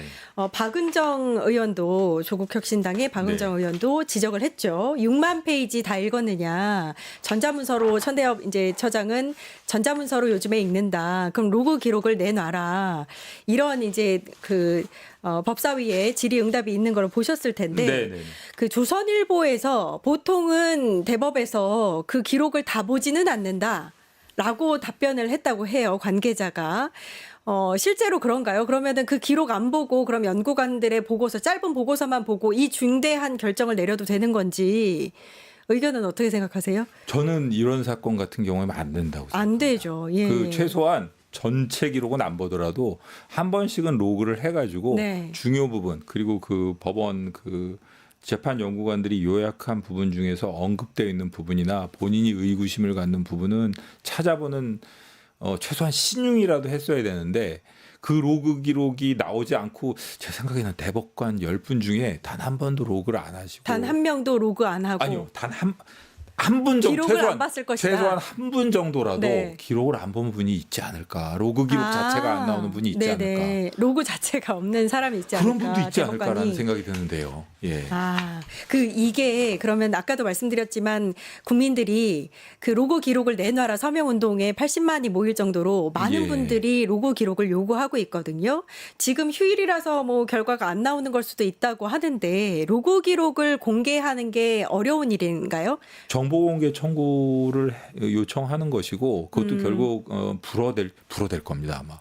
불어될 거라고요. 예, 불어되면 결국 소송을 통해서 해결을 해야 되는데 관철시켜야 되는데 네. 그 소송을 하는 재판의 주체가 법원이거든요. 네. 저도 지금 그래서 지금 궁금하게 생각합니다. 이 정보공개 청구 건수도 상당히 많으니까 네. 이게 분명히 거기에 대해서 뭐 아마 나중에 정보공개 청구 불허가 결정이 내려지면 거기에 대해서 불복하는 소송도 진행할 텐데 앞으로 어떻게 될지 저도 한번 법조인의 한 사람으로서 상당히 궁금하게 로그 지켜보고 기록을 싶습니다. 보기까지도 좀 어렵겠군요. 어려울 수도 있고 저는 어떤 결론을 법원이 어떤 논리로 그걸 거부할지 그것도 한번 좀 궁금합니다. 네. 알겠습니다. 일단은 국민들 사이에서 이런 대법원의 결정부터 시작해서 서울고법이 굉장히 빠르게 이제 재판을 진행하려고 하는 이 상황에 대해서 이해를 못하고 있으시기 때문에 일단 사법부가 이렇게 정치 성향을 띄어도 되느냐, 사법부의 문제는 어디서부터 이렇게 비판받을 지경에 이르렀느냐에 대해서 많은 의견들이 있으세요. 네, 네. 감찰관님은 이 부분에 대해서는 어떻게 생각하세요? 그러니까 사법부 개혁이 필요한가? 필요하다면 어디서부터 잘못된 것이고 어디까지 이루어져야 된다고 보는가. 지금 민주당에서는 대법관을 이제 30명까지 늘리는 법안도 발의를 했잖아요. 발의를 하려고 하고 있잖아요. 어떻게 보세요? 저는 제가 원래 저 법조인으로 한 30년 정도를 지내왔지만 저는 원래 법조인 출신 법대 출신도 아니고 네. 원래 어떻게 보면은 제가 법률가로서 지내면서도 항상 이렇게 구계자 입장에서 이렇게 법조를 바라보는 경우가 많았던 것 같은데요. 네네. 이 법조인들이 너무 이렇게 국민들하고 유리되고 자신들만의 문화라던가 이런 거에 몰입하다 보니까 일반적인 국민들이 생각하는 법 감정이나 이 사법부라던가 이 검찰 이런 법조에 요청하는 것이 무엇인지에 대해서 좀 생각을 못하게 된 경향이 있었던 것 같습니다. 그리고 또 일부 엘리트 법관이라던가 이 검찰주의, 뭐 이렇게 법원주의자, 검찰주의자 이런 식으로도 표현을 하지 않습니까? 네. 이런 분들이 어떻게 보면은 국민적인 열망이라던가 이런 일반적인 법 감정에서 좀 도외시된 결론을 내려온 것 같고요. 네. 그런 게 이게 아마 최고로 심해진 것이 아마 구속 취소 결정, 즉시항고 그렇죠. 포기 결정 그리고 네네네. 아마 이런 결정이 아닌가 싶습니다. 네. 이 결정을 내려서 문제를 해결하는 게 아니라 결정을 내려서 문제를 일으키는 그런 결정이나 혹은 뭐 검찰의 조치라든가 처분이 과연 합당한지는 한번 좀 생각을 해봐야 될 것 같고요. 예, 그런 점에서 이제 그냥 일반 저희 뭐 친구들하고 얘기를 해봐도 그런 점에서 좀 실망을 많이 하는 것 같고요. 네. 뭐 저는 뭐 아직 변호사도 안 하고 그러고 있습니다만 법조에 있었다 보니까 그런 점과 관련해서는 늘 친구들한테 저 뭐 이렇게 좋지 않은 소리를 듣다 보니까 저도 이번 사태를 바라보면서 좀 이 법원 우월주의라든가 검찰주의가 이 좀 극에 달했구나, 좀 심해졌구나, 좀. 이에 대해서 일단 법원 내부에서도 코트넷이라든지 이렇게 네. 내부망을 통해서 대법의 판결에 대해서도 약간 이제 비판의 목소리를 내고 있는 상황이에요. 혹시 내부 목소리를 들으신 게 있으세요? 저도 뭐 언론에서 통해서 봤습니다. 그리고 아마 그 소장파들 그리고 사실 본인들이 법원을 오히려 더 좀 존중 뭐 법원의 입장이라던가 이런 거 그리고 진짜 법원이 나아가야 할 방향에 대해서 고민하는 분들이라면 그런 비판적인 글을 당연히 올리실 거라고 생각이 듭니다. 네. 네네. 그 내부 뭐 이렇게 기사를 통해서 본 내부의 네. 목소리라든지 직접 들으신 내부 목소리라든지 이런 거 있으신지. 저는 뭐 통화를 한 적은 있습니다만 아, 그래요? 예, 이 뭐라고 하던가요? 사태가 끝나고 이 사태가 끝나고 나중에 뵙기로 한 분이라서 뭐 상당히 고위직에 계신 분하고 얼마 전에 통화를 했습니다. 제가 비판적인 목소리였나요? 그냥 저는 업무에 계신 분하고 얘기를 하게 되면은 그런 업무 관련해서는 끝나고 나서 제 의견을 밝힌다던가 하고 특별하게 제 의견을 밝히거나 그런 적은 없고요. 다만 예전에 뭐 중요 판결을 하셨던 뭐 헌재에 계신 분한테는 감사하다고 말씀을 드렸고 뭐 그 다 끝나고 통화하신 내부 그 관계자는 내부 이번 관계자. 대법의 판결에 대해서 어떻게 얘기하던가 아니면은 지금 이제 사법부 쪽에 관계된 내부 사람들의 분위기는 어떻다 이런 걸 좀 전해주신 게 있나요? 믿고 기다려달라는 취지로 말씀하셨고 기다려달라? 예, 저 뭐 어쨌든 그런 우려에 대해서는 본인도 다 잘 그게 생각하고 어떤 있고 뉘앙스일까요? 뭘 믿고 뭘 기다려달라는 걸까요? 아마도 본인도 이 결론에 대해서 동의하지 않으니까 그런 말씀을 하셨겠죠. 근데 저는 어쨌든 외부 사람이지 않겠습니까? 네네. 그리고 최근에 뭐 이런 식으로 뉴스라던가 이런 데 나와서 제가 평론도 하고 그러기 있기 때문에 조심스럽게 말씀하셨을 것 같고 저도 조심스럽게 여쭤봤는데 어쨌든 그분은 저는 믿는 분이기 때문에 네. 뭐 그분도 나름 생각을 가지고 계신 것 같고 네. 뭐 이 고등 어차피 안 된다는 거는 그분도 알고 계시거든요. 네네. 뭐 물론 그 재판 부분은 아니시지만 이 6월 3일 이전에는 판결 선고가 안 될 것이라고 보고 그 재판부를 뭐 한번 믿고 기다려 달라는 취지로 말씀을 하시는 것 보니 뭐 아주 짧게 네. 그 이재명 후보는 사실 선거 운동을 하고 있는 거고 네. 5월 15일 같은 경우에는 대선 기간에 정말 이제 피크로 치달을 시기거든요. 네, 한 네. 달도 남지 않은 시기이기 때문에. 네, 네. 근데 이때 첫 공판 기일이 잡혔고 계속해서 잡힐 수도 있는 상황입니다. 네. 그리고 다른 재판들도 사실 잡혀 있다고 저는 들었어요. 네. 그러면 이 선거 운동에서 후보로서 공평한 기회에서 좀 벗어나는 것이 아닌가라는 비판을 하고 있고 후보조차도 이 부분에 대해서는 불만을 제기하고 있습니다. 어떻게 보세요? 사실 선거운동 기간이 길지 않지 않습니까? 네. 기껏해야 한 2주 남짓인데 네. 그리고 지금 그 선거운동 기간 내에 어차피 결론이 내려지지 못할 것이라는 건 누가 봐도 명확한 상황이고요. 네.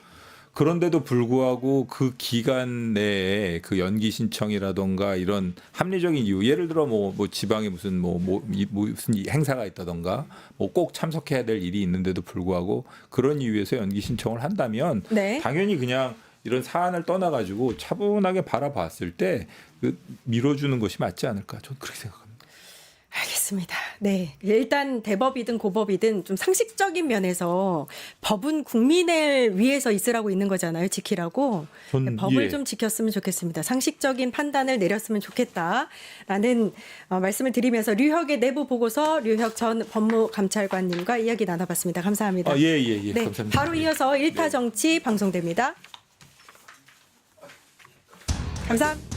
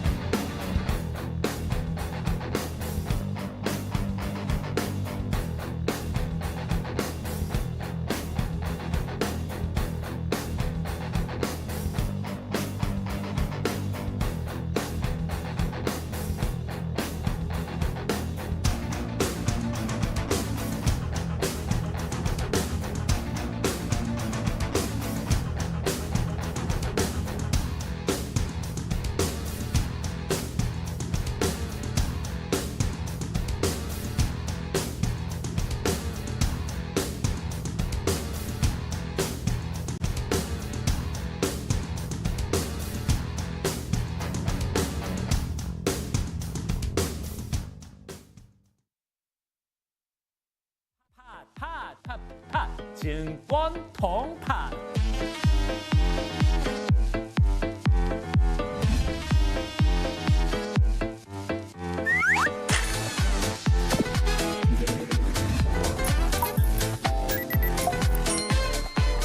매일 낮 12시에 많은 참여 바랍니다. 사용자 중심의 뉴스포털 플랫폼 뉴스통. 자신만의 가치와 색이 담긴 글을 작성하고 가치를 인정받으세요. 사용자 중심의 뉴스포털 플랫폼 뉴스통에서 뉴스북 뉴스라인의 필진이 되어보세요. 자유롭게 생각을 표현하세요. 작성 키워드를 지급해드립니다. 내가 작성한 글이 언론사 기사처럼 뉴스포털에도 노출. 초창기 활동 지원금까지. 지금 바로 뉴스통의 필진이 되어보세요. 당신의 이야기가 세상을 움직입니다.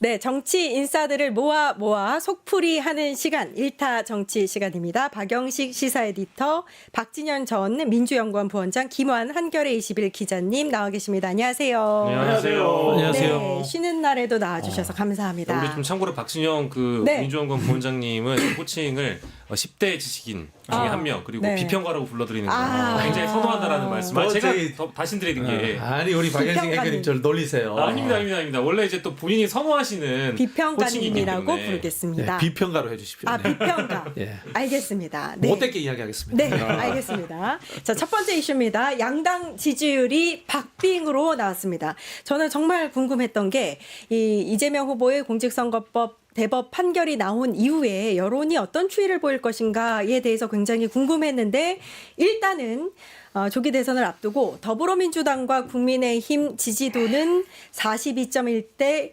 41.6 굉장히 적은 차로 차이를 보이고 있는 모습입니다. 0.5%포인트 차인데요. 박빙입니다. 에디터님 어떻게 생각하세요? 저는 뭐 이제 여론조사를 볼 때 어떤 방식으로 조사를 했느냐 그리고 네. 실제로 그 조사 기간에 어떤 일이 있었는지를 보면 네. 대충 답이 나온다고 보는데요. 이거는 뭐 어쨌든 역결집이 분명히 있었다라고 봐야 될 것 같고요. 여론조사 응답층 중에는 현재 이제 리얼미터 같은 여론조사 내지는 기성의 여론조사를 응답하는 민주 진보 진영의 지지자들이 상당 부분 좀 적었던 것도 사실이라고 저는 봅니다. 특히 리얼미터의 경우에는 그런 부분들이 많이 그럴 수 도드라지긴 있죠. 예. 하는데요. 이 조사 기간 자체가 4월 30일, 5월 1일, 5월 2일입니다. 이제 그렇게 조사를 했기 때문에 그 기간 안에 아마 이제 그 5월 1일자에 있었던 대법의 파기환송심 선고 결과가 이 보수층에 어쨌든 영향을 줬고 네. 그 층이 이제 결집으로 나타났기 때문에 당연히 국민의힘의 지지도가 상당히 올라간 부분으로 드러나지 않았겠느냐 싶고요. 그 민주당의 지지도도 뭐 일부 빠지긴 했습니다만은 리얼미터 상에서도 굉장히 견고한 지지율 흐름을 보여왔고 네. 그 추세를 이어왔던 와중에 국민의힘이 좀 치고 올라온 것뿐이지 이것이 어떤 뭐랄까 지지율 격차의 흐름이 아주 장시간 이어졌던 그동안의 리얼미터 조사와 비교를 해봤을 때 큰 이변이라고 보기에는 좀 어려운 결과라고 저는 생각하고 있습니다. 네, 비평가님 어떻게 생각하세요? 네, 그 진보 보수 중도의 응답률이 얼마인지 제가 로데이터를 제공을 못 받아가지고 네. 정확하게는 말씀을 못 드리겠습니다만은 박영식 에디터 말씀하시는 것처럼 5월 2일 날 이 사법부의 내란 이후에 진보 보수 공이 결집했다. 네. 뭐 이렇게 해석을 해야 될 것 같고요. 보수 입장에서는 윤석열 내란 이후 완벽하게 지는 선거였는데 이재명 후보에게 다시 한번 사법부가 칼을 겨눔으로 인해서 할만하다. 그런 생각으로서 결집했다. 뭐 이렇게 해석을 해야 될 것 같고요. 예. 리얼미터 이택수 사장님을 제가 굉장히 이해를 못하는 측면이 있는데도 보면 잘 맞춰요. 저 이해를 못하게. 왜 저도 이제 뭐 정통으로 제가 이런 걸 공부한 사람입니다. 대학원 다닐 때 수업을 1년이나 들은 사람인데 이른바 RDD 방식이라든가 네. 이 자동응답 기능 방식에 대해서 이해를 네. 못하는데 너무 잘 맞춰. 그래서 제가 리얼미터가 지난 대선 때도 거의 정확하게 맞췄거든요. 그래요. 리얼미터의 흐름을 보시면은 네. 여러분들이 제대로 이해할 수 있고 그 결과대로 나올 겁니다. 이유가 뭐냐면은 꾸준히 하기 때문에 그렇습니다. 꾸준히 하기 때문에. 꾸준히 하기 때문에 그런데요. 눈여겨봐야 될 것은 정당 지지도는 이러함에도 불구하고 후보 지지도에서는 이재명 후보가 압도적으로 앞서가고 있다라는 거. 그러니까요. 요거까지도 꼭 보셔야 될 것 같습니다. 화면에 후보 대선 3자 가상 대결이 나오고 있는데요. 김문수 후보와 이준석 후보까지 해서 3명의 3자 대결에서는 이재명 후보가 46.6, 김문수 27.8, 이준석이 7.5 이렇게 나왔다면 한덕수가 들어갔을 때는 조금 변화가 있습니다. 34.3, 5.9. 그러나 이재명 후보는 46.6, 46.5로 단독 선두에 서고 있다. 이렇게도 볼 수 있는데요. 오차 범위 바뀝니다. 이렇게 우위를 보이고 있다는 거. 그러면은 이런 판결이 전혀 이재명 후보를 지지하는 측에서는 변동의 어떤 그 요인이 되진 않았다. 이렇게 보면 되겠죠? 구도 자체가 흔들린 건 없다고 보고요. 저는 지금 국민의힘 지지율이 높이 나온 건 뭐 두 분 말씀에도 동의하지만 이 경선 효과예요. 그러니까 전화를 받을 사람들이 기다리고 있다는 게 예. 굉장히 커요. 그러니까 저희가 정치 관련된 요새 취재하다 보면 이미 마음을 정한 사람들은, 그러니까 12월 3일 이후에 마음을 정한 사람들은 여론조사 전화 지금 안 오게 할 수 없는 방법 없냐 이렇게 물어봐요. 그러니까 예를 들면 한쪽은 전화를 지금 이제 안 받는 거고 네.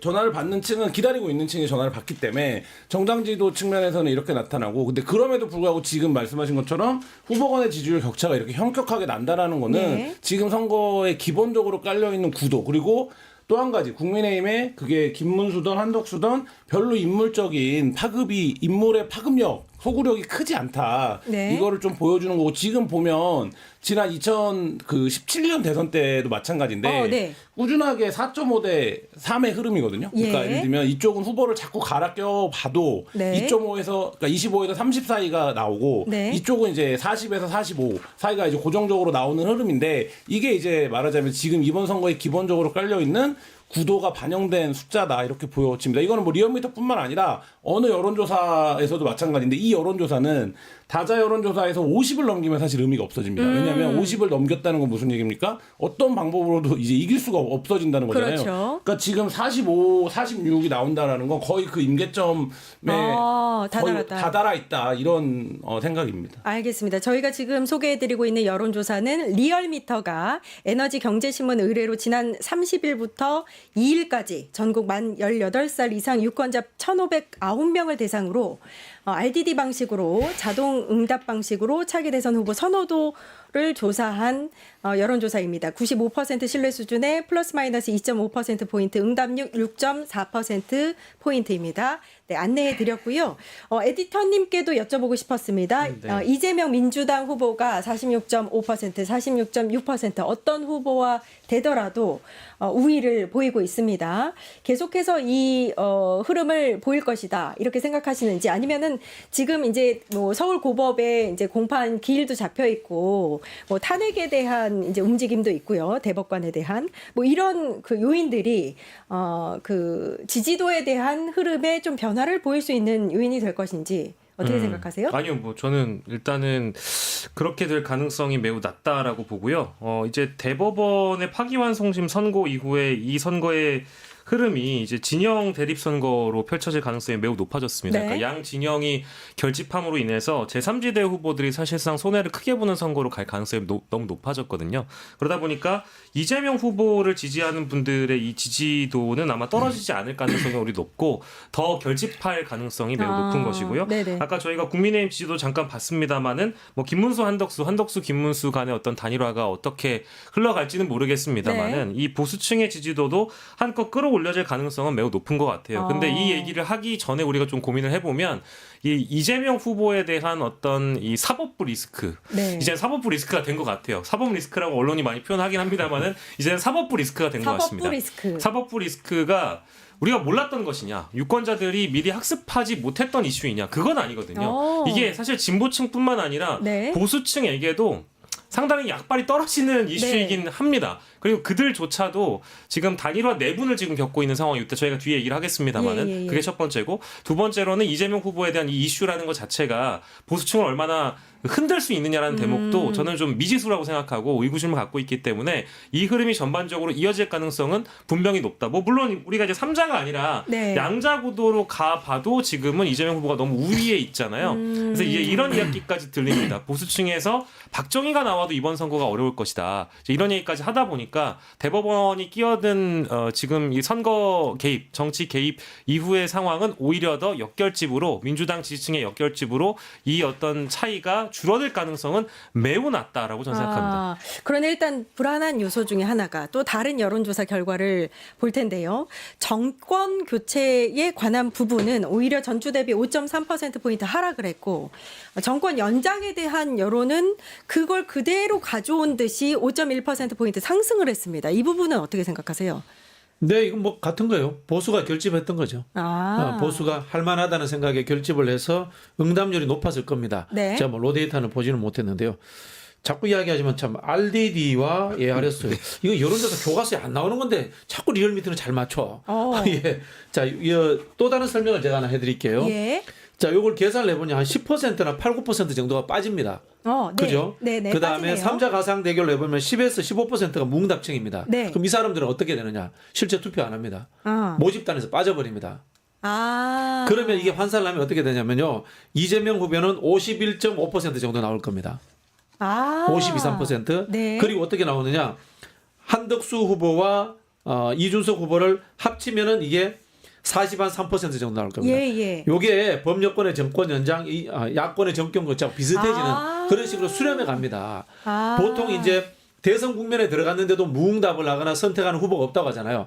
대부분 투표 안 합니다. 지금 보면 없음이 13.8%, 잘 모름이 4.3%, 이 정도 나오고 전체적으로 보면 15%에서 한 13% 정도는 답변을 아예 안 하거나. 네, 저분들 투표 안 합니다. 안 한다. 투표 안 합니다. 네.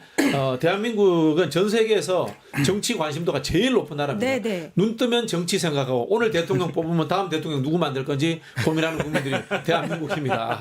그렇기 때문에 이미 다 정해져 정해져 있습니다. 네네. 지금 무음당이면 투표 안 한다는 뜻이거든요. 아. 그래서 우리가 이야기합니다. 선거는 이미 끝났다라는 이야기를 선거운동 하기 전에 이야기를 합니다. 그러니까 저도 아까 네네네. 50% 넘으면 사실상 이제 게임이 끝나는 숫자로 수렴된다고 말씀드렸던 이유가 이제 그런 건데 이 숫자에는 지금처럼 그 허수들이 있죠. 그러니까 그렇죠. 허수들이 있어서 그 허수들이 이제 분별이 안 될 거고 저는 대법원의 개입이 예를 드는 겁니다. 예를 들어서 대장동에서 돈을 받은 게 있대. 이런 거였다라면 네. 파급이 있었을 거라고 봅니다. 근데 아. 지금 국민들이 이 논리, 그러니까 이 사법부 판단에 허점을 가장 정확하게 지적했던 두 사람이 누구냐면 정규제와 조갑제예요. 그러니까 네. 예를 들면 정규제가 했던 네. 얘기는 정말 많은 국민들이 쉽게 이해하죠. 네. 이 선거법의 맥락과 특성이 있는데 낙선자한테 다음 선거를 못 나가게 하는 재판이 정당한 재판이냐? 저는 이게 굉장히 호소력이 있는 네네네. 얘기라고 생각이 네. 들고 두 번째는 조갑제 씨도 얘기하고 정규제 씨도 얘기한 건데 이게 오케이 이제 유죄라고 치자. 근데 이걸로 국민의 거의 50% 가까운 지지를 받는 사람이 못 나가게 하는 이 형량은 정당한 것이냐. 네. 이 두 가지에 걸려요. 그러니까 많은 국민들이 말씀하신 것처럼 정치적으로 굉장히 이 사건을 오래 지켜봐왔고 이 사건이 처음에 대장동으로 시작해서 그 파생의 별건을 그렇죠. 별건을 갑자기 나온 통해서 겁니다. 어쨌든 제일 빨리 결론이 낼 수 있겠다고 해서 네. 기소한 건이라는 걸 알고 있기 때문에 사실 저는 이제 그거에 영향을 이 선거 자체, 구도 자체를 흔들 만한 사건은 아닌 것 같고 말씀하신 대로 오히려 사람들이 지금 분노감을 갖고 있는 건 뭡니까? 대법원이 왜 거기서 이렇게 갑자기 개입을 하냐? 오히려. 이 부분에 대한 분노감이 커진 상황이기 때문에 사실 대법원 입장에서는 뭐 누구에게 뭐를 어필하고 싶었는지 모르겠지만 효과 측면에서 그러니까 투표는 결국엔 유권자가 투표장에 가서 투표를 하는 행위로 완성되는 거 아닙니까? 그렇죠. 그걸로 놓고 보면 이게 이제 뭐 결집을 부른다라고 하면 오히려 역결집 상황을 낳는 대법에 개입이 됐다 이런 생각이 듭니다. 대선 개입이 됐다. 근데 기자님 말씀이 이 조사의 좀 결과로 나온 게 아닌가 싶은데 한국 여론평판연구소 여론조사 결과를 보면 이재명 후보 지지자에게 대법원의 유죄 취지 파기환송 판결로 인해서 이재명 후보에 대한 지지 의향에 변화가 있느냐라고 물었더니 95%가 변함없이 지지할 생각이다. 이렇게 답을 했단 말이에요. 그러면 오히려 지지층의 결집을 불러오는 상황이 된 게 아닌가.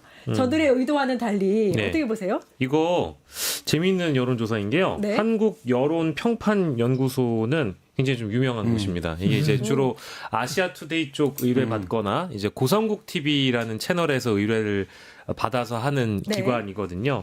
그래서 이쪽은 사실상 이제 보수 결집을 과거 이제 제 기준입니다만 제 관점입니다만 이 여론조사를 보면 보수 결집을 노린 여론조사들을 많이 주로 했던 이제 그런 기관인데 여기에서 이재명 후보 지지자 523명을 굳이 콕 집어서 지지 의사를 바꿀 의향이 있느냐라는 물어봤다는 것은 굳이 이걸 왜 했을까라는 생각이 일단 좀 들고요. 그래요? 네네네. 이 조사를 왜 했을까? 이제 왜 이 했을까? 기관에서 어떤 관점을 가지고 왜 어떤 했을까? 의도를 가지고 했는지 잘 모르겠어요. 네네. 그런데 두 번째, 이 결과를 보면 그 여론조사 기관이든 의뢰하는 쪽이든 간에 뭔가 유의미한 결론을 이번에 못 이끌어낸 것 같아요. 이재명 후보의 지지층조차도 이 대법 선고에 대해서 흔들려야 되는데 네. 흔들리지 않는다라는 의견이 95%잖아요. 그렇죠. 이렇다라는 것은 뭔가 다른 의도를 가지고 물어봤는데. 제 관점은 그렇습니다. 그러니까 이제 이 여론조사가 워낙에 유명해요. 과거에 네네네. 영남만 중심으로 해서 윤석열의 지지도를 물어본다라든지 이런 조사들이 있어 왔거든요. 영남만을, 그러니까 영남 네. 주민들이나 영남 시민들만을 대상으로 여론조사를 하고 네. 윤석열의 지지도를 이제 언론들이 제목 장사에 많이 갖다 썼죠. 네. 근데 이제 그런 여론조사를 했던 기관이기 때문에 저는 이 조사를 왜 했지라는 생각을 첫 번째로 했고요. 근데 그럼에도 불구하고 유의미한 결과가 안 나왔다라는 것 같습니다. 그러니까 95%가 대법 판결에도 지지가 변함없다라는 것은 이건 어떤 여론조사 기관이 하더라도 동일한 응답을 얻어낼 거기 때문에 이 대법 선고가 오히려 지지층을 결집시켰다라는 대목을 우리가 확인할 수 있는 것이고 저희가 시작부터 지금 이 질문에 이르기까지 대부분의 여론조사에서 어쨌든 이번 대법 선고 그리고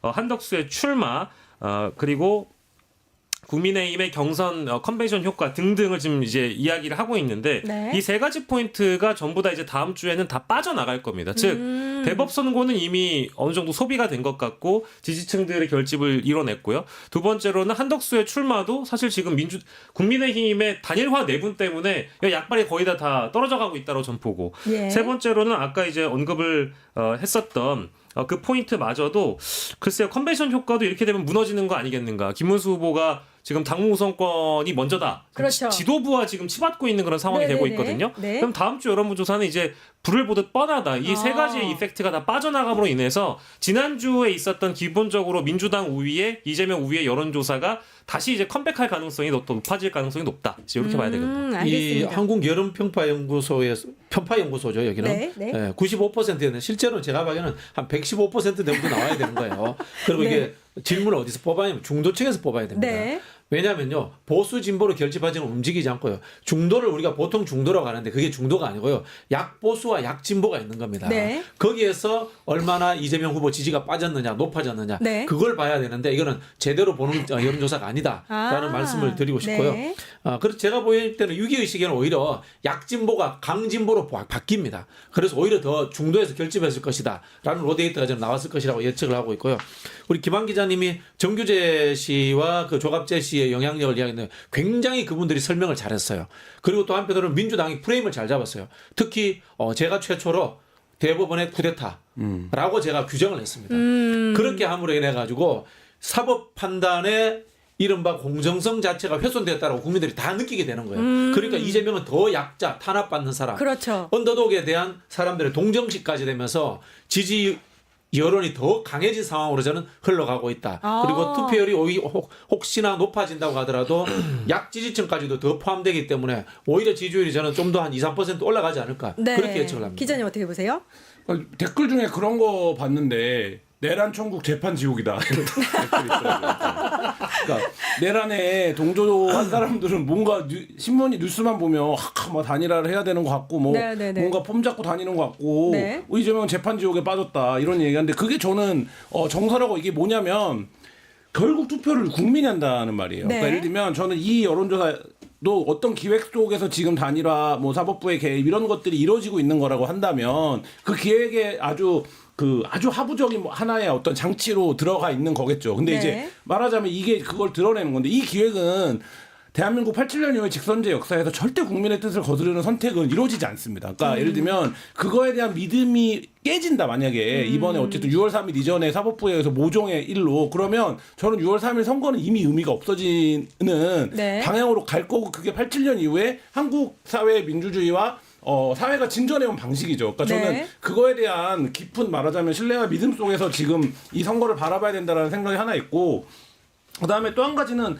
말한 대로 지금 이제 그 비평가님 얘기하신 대로 이 선거를 바라보는 사람들이 기본적인 구도가 강하게 12월 3일 이후에 벌어지고 있는 내란에 대한 어떤 종식이라든지 그렇게 어처구니 없는 선택을 한 것에 대한 어떤 종결로서의 이번 성과 예를 들면 누가 그런 표현도 쓰던데 긴 지옥의 탈출구로 6월 3일을 보고 있는 거거든요 사람들이. 네. 근데 지금 하고 있는 행위는 뭡니까? 이 어두움과 암흑을 점점 더 강화시키는 것 같은 기획이 자꾸 작동하잖아요. 그러면 사실 6월 3일 날 여기서 빠져나가자.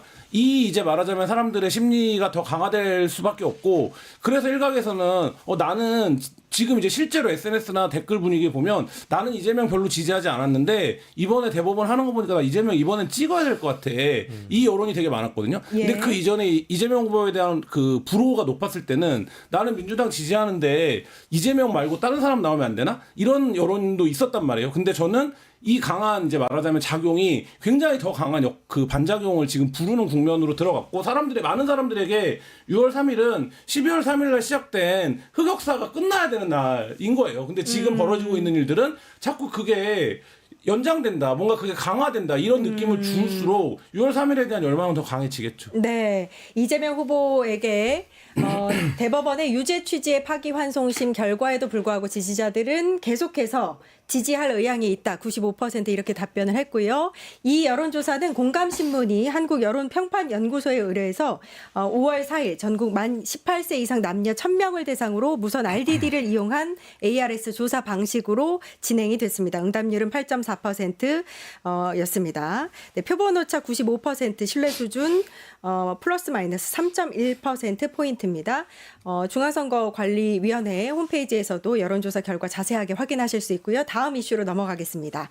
자, 이재명 후보가 이런 사법부 리스크에 대해서 이렇게 미운 살 만큼 큰 잘못을 했는가라고 호소를 했다고 합니다. 그럴만하죠. 이제 그럴만합니다. 지금 이제 받고 있는 혐의만 해도 한 6개 정도가 되고요. 진행되고 있는 재판이 4개 정도라고 저는 알고 있는데 일단은 그럼에도 불구하고 꿋꿋하게 골목골목 경청인가요? 경청 투어 요거 이어가고 있습니다. 이렇게 현장 밀착형 일정을 소화하고 있는 것에 대해서는 어떻게 보세요?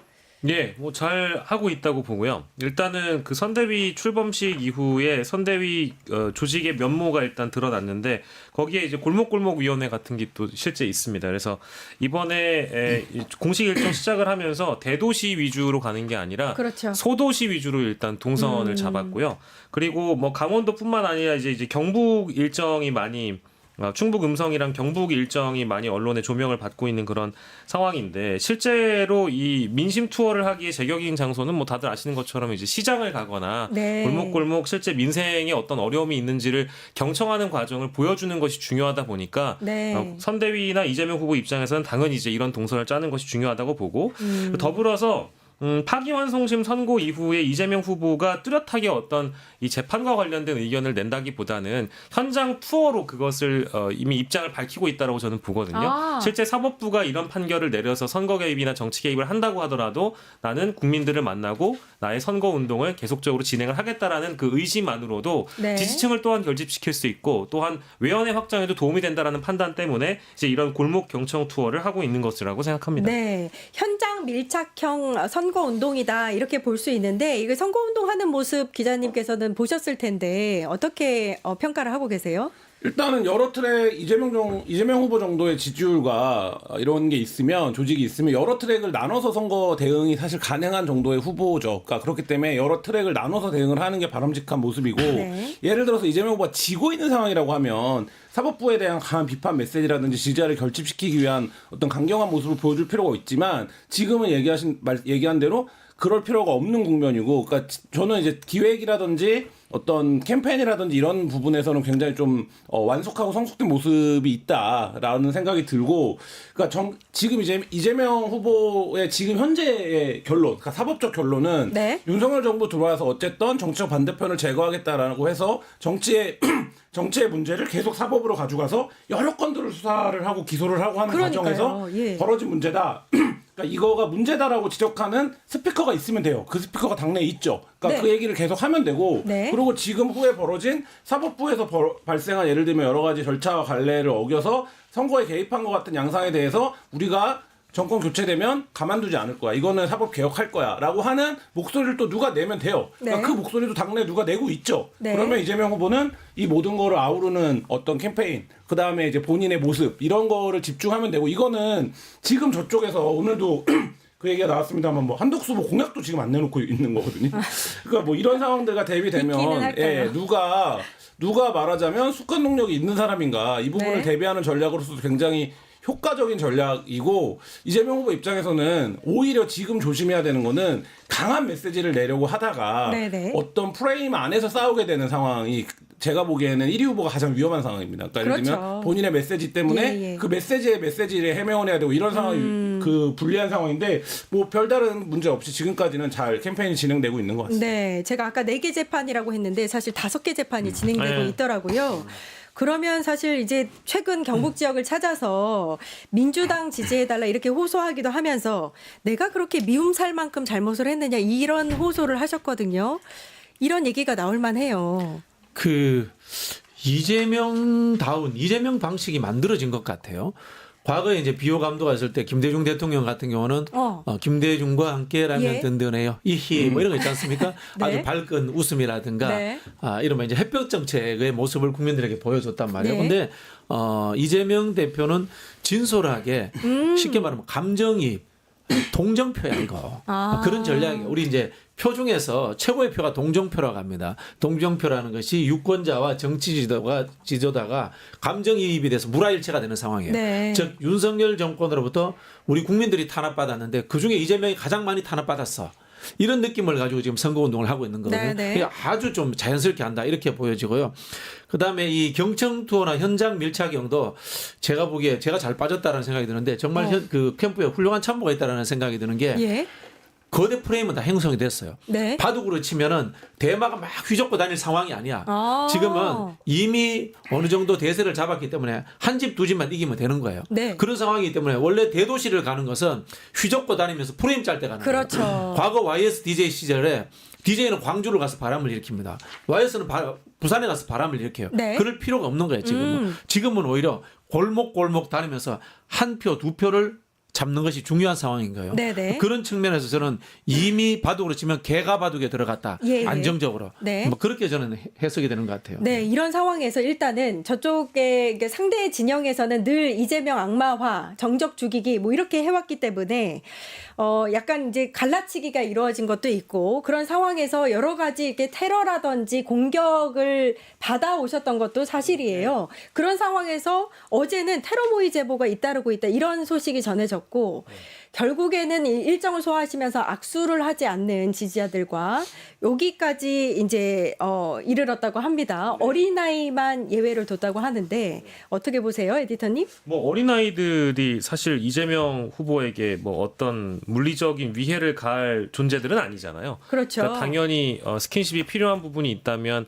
어린아이의 손도 잡아줘야 되고 머리도 쓰다듬어 줄 수 있다고 보는데 다만 이번 선대위 출범식 이후에 이제 골목 경청 투어를 하는 과정에 네. 일부 이제 악수를 하는 시민분 중에 좀 위험한 행동을 하시는 분이 일부 있었어요. 이게 어떤... 이제 테러 모의 경고, 의혹 이런 것들이 불거지는 과정도 있었겠지만 실제 이 어떤 그 시장 투어를 하는 와중에 어떤 분이 악수를 하면서 이재명 후보의 손을 강하게 끌어당기거나 실제 손을 잡고 놔주지 않는 네네네. 상황이 한 번 있었기 때문에 경호하는 쪽에서도 긴장을 했던 네. 그 장면이 있었거든요. 네네. 그것 때문에라도 그 이후부터 이제 손을 못 잡게 돼서 이해를 부탁드린다라고 본인 스스로도 밝힌 것이고 네. 실제 지금 물리적인 테러의 가능성이 그렇다면 사라진 것이냐? 예. 그것은 아니기 때문에 지금 경호를 하는 입장에서도 성인들과의 악수나 좀 위험할 만한 상황은 아예 네. 그냥 차제 방지하는 것이 좋겠다라는 네. 경호 노선을 좀 확립을 한 것 같습니다. 네, 경호는 강화된 것 같기는 한데 제가 봤을 때 이 어린아이는 예외로 하기로 한 건 후보의 직접적인 의중이 아닌가 싶습니다. 이렇게 어린아이를 봤는데 손 안 잡고 안아주지 않고 그냥 넘어갈 뿐이 아니거든요. 그래서 뭐 그렇게 되지 않았나 생각이 드는데 오늘도 어린이날이기도 하고요. 굉장히 경호를 강화해야 된다라는 요구를 계속 그렇죠. 해왔던 것 같아요. 예, 예. 근데 이제 어쨌든 근데 이게 딜레마가 있는 문제거든요. 후보에게는. 그러니까 예를 들면 경호를 강하게 했을 때 어떤 가뜩이나 지금 1위 후보인데 뭐 권위적인 모습으로 연출될 수도 있고 네. 또 특히 이제 조중동이나 이런 데서는 가만히 있지 않을 거기 때문에 그걸 이제 소재로 활용할 거기 때문에 여러 고민이 있었는데 이제 그 부분에서의 어떤 좀 유연하고 적절한 선을 찾는 게 필요한 것 같고 근데 거듭 말씀드리지만 이게 그 쟁점화되는 거는 후보에게 좋은 건 아닙니다. 자꾸 경호 문제가. 그러니까 예를 들면 이게 자꾸 그러면 어쩔 수 없이 권위적인 측면으로 연결될 수밖에 없기 때문에 그러니까 네. 굉장히 중요한 문제긴 하지만 지금 실제 어떤 위협도 있고 근데 이제 어쨌든 그 선을 잘 찾는 게 그 실무적으로 중요할 것 같은 문제. 이런 상황에서 민주당의 내부 분위기인 것 같은데 김민석 더불어민주당 상임 공동선대위원장이 김구, 조봉암, 장준하, 노무현 일특 이재명을 잃지 않을 것이다. 이렇게 이야기를 했어요. 그러니까 굉장히 좀 뭐랄까요. 이제 위기감을 느끼고 있는 것 같기도 하고 뭐랄까요. 뭐 이렇게 좀 의연하게 대처하겠다. 또 강한 의지도 좀 드러나는 것 같기도 하고요. 어떻게 생각하세요, 비평가님? 글쎄요, 뭐, 이 경호 문제나 이런 부분들에 대해서 최선을 다하겠다는 뜻으로 들리기도 합니다만은, 저는 뭐 크게 뭐, 이런 말씀 하실 필요가 있었나라는 생각은 듭니다. 금방 우리, 김한 기자가 말씀하신 것처럼, 이런 부분들은 이슈화 안 되는 게 좋아요. 그냥. 네, 그런 생각이 좀 듭니다. 그리고 우리 국민들이 스스로 먼저 알고 이재명 후보가 소중하다는 것을 알고 있습니다. 윤석열 정부를 끝장을 내고 내란을 종식시키기 위해서는 네. 이재명이라는 도구를 어떻게든 지켜야 된다는 것을 알고 있기 때문에 뭐 악수를 좀 못하시더라도 이해해 줄 거라고 보고요. 좀 더 저는 겸허한 자세로 국민들에게 그럼에도 불구하고 이제 애기들 손이라도 잡고 하면서 좀 다가가는 이런 모습을 보이는 것이 중요하지 이걸 딱히 설명할 필요는 없었다라는 생각이 듭니다. 저는. 알겠습니다. 근데 뭐 아마 민주당 내부가 사실 사법부의 선거 개입이라고 지금 사법부 쿠데타라고까지 지금 규정한 상황에서 부글부글 끓고 있는 상황이잖아요. 엄청 긴장한 것 같아요. 예, 그러다 보니까 이제 지지자분들이나 당원들 입장이 5월 이제 15일에 선거 공판 기일이 잡혀 있는 그 이전에 어쨌든 민주당이 당 차원의 조치를 무언가를 해야 된다. 메시지를 좀 내달라. 그리고 이 연휴 사이에도 너무너무 불안해하시는 당원분들이 많다 맞아요. 보니까 예. 어떤 형태로든 뭐 총력을 다해서 민주당이 이재명을 지키겠다라는 그런 선언적 의미로라도 김민석 최고위원이 말씀을 하셨다고 보고요. 그리고 두 번째로는 실제로 이게 과거에 있었던 뭐 김대중 전 대통령의 사례들 혹은 네. 과거 김영삼 정부에서도 안기부가 선거를 목전에 두고 김대중 후보를 조사하려고 했다라든지 이제 네, 이런 네. 대목들이 있었는데 네. 실제 당시에 김영삼 대통령이 그렇죠. 안기부에 전화를 해서 또 그렇죠. 검찰 쪽에 전화를 해서 왜 당신들이 선거에 개입을 하느냐 네, 네. 이러면 이제 국민 혼란이 가중되고 실제 각 지역에서 밀란이 일어난다 그만둬라라고 중지를 걸었기 때문에 이제 김대중 그렇죠. 후보에게 원만한 선거 운동이 가능했던 거잖아요. 네. 이제 그런 사례들을 많이 언급을 하면서 이재명 후보를 지키겠다라고 얘기를 하는 것은 당연히 이제 당원들을 좀 독려하는 차원에서도 필요하고 이런 말씀들이 그래서 나온 것 같습니다. 네. 다음 이슈로 넘어가 보겠습니다. 국민의힘 단일화가 먹구름이 끼었다라는 건데요. 일단은 국민의힘 그 대선 후보가 김문수 후보로 최종 결정이 됐고 한덕수와의 단일화 논의가 진행이 되고 있는데 일단 김문수 후보의 그 약간 그 노선이 좀 바뀐 거 아니냐라는 게 오늘 좀 더 확실해졌어요. 아니 몰래 화장실 갈 때하고 나올 때하고 다른 것은 이제 사람의 뭐 근본 심리인데요. 네. 저는 그게 정상이라고 봐요. 한덕수라는 사람이 왜 국민의힘의 후보가 돼야 되는지 저는 이해가 되지 않습니다. 일단은 우리 김재원 최고의 말처럼 국민의힘에 그 1,001번 당비 한번 내본 적이 없는 사람이고요. 뭐 보수라고 볼 수도 없고 그냥 기회주의자예요. 네네. 저는 때로는 이제 극우조차도 이념이다 이런 생각을 갖고 있습니다만은 한덕수라는 사람은 어떤 자기의 소신을 가지고 국가를 운영해 보겠다라는 그런 하나의 그 정치적 행보를 보여준 적이 없는 사람입니다. 네네. 이런 사람이 대통령이 된다는 것은 또 다른 윤석열이 되는 거예요. 윤석열이 갖고 있었던 내란에 있어서의 문제점들을 한덕수가 그대로 갖고 있다는 점, 그리고 실제로 정치를 해본 경험이 없다는 점, 예. 그런 부분에서 김문수보다도 훨씬 더 윤석열과 닮아 있는 사람이 저는 한덕수이기 때문에 네. 한덕수라는 사람이 절대 되어서는 안 된다라는 생각이 들고요. 김문수도 그런 생각할 겁니다. 한덕수가 우리 한국 군대사에 한 게 뭐 있는데, 뭐 그런 부분에서 네. 물론 네가 뭐 뭔데? 김문수가 가지는 문제점은 있습니다만은 네. 더 문제가 많은 사람이 한덕수가 아니냐.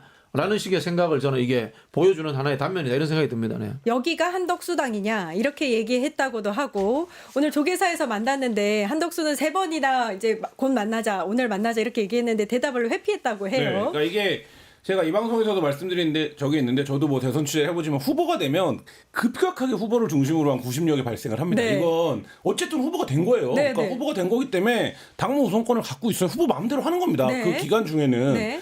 근데 지금 이제 이 경선이 어떻게 진행되어 온 겁니까? 다 얘기했지만 당권파들이 1년의 기획을 갖고 네. 대선에서 지고 네. 대선에서 지면 무난히 대선 패배의 책임을 지고 떠날 사람. 근데 윤석열이 나와 있어 갖고 윤석열 눈치도 봐야 되네. 네. 이렇게 해서 후보가 누가 그러면 대선에서 무난하게 지고 떠날 사람이야. 를 중심으로 그 방향성에서 지금 한덕수 김문수가 선택이 된 거 아닙니까? 네. 근데 김문수가 그 과정에서 계속 그런 사람인 것처럼 행세를 해서 네. 뭐 당권파가 보기에 역시 말을 잘 듣게 생겼군 이러고 비굴하게 됐지만 됐으면 후보예요. 네. 그러니까 후보가 된 다음에는 자기가 당무 우선권 있다라고 하면 당무 우선권 있는 거고 각종 조건을 걸어서 5월 11일 전까지 단일화 안 하면 기호 2번 선거를 포기할 수 없으면 자기가 나가야 되는 거예요. 그러면 무소속으로. 예, 시간은 김문수에게 유리한 거고 근데 지금 어떤 일이 벌어졌습니까? 사무총장을 안 받아주잖아요. 네. 그러면 지금 제가 볼 땐 당권파가 약간 그러니까 이 기획을 한 사람들 지금 뭐 한 사람들이 당황하는 거예요. 그러니까 당황한 상태인 네. 거고 한덕수도 내가 들은 얘기는 그게 아니었는데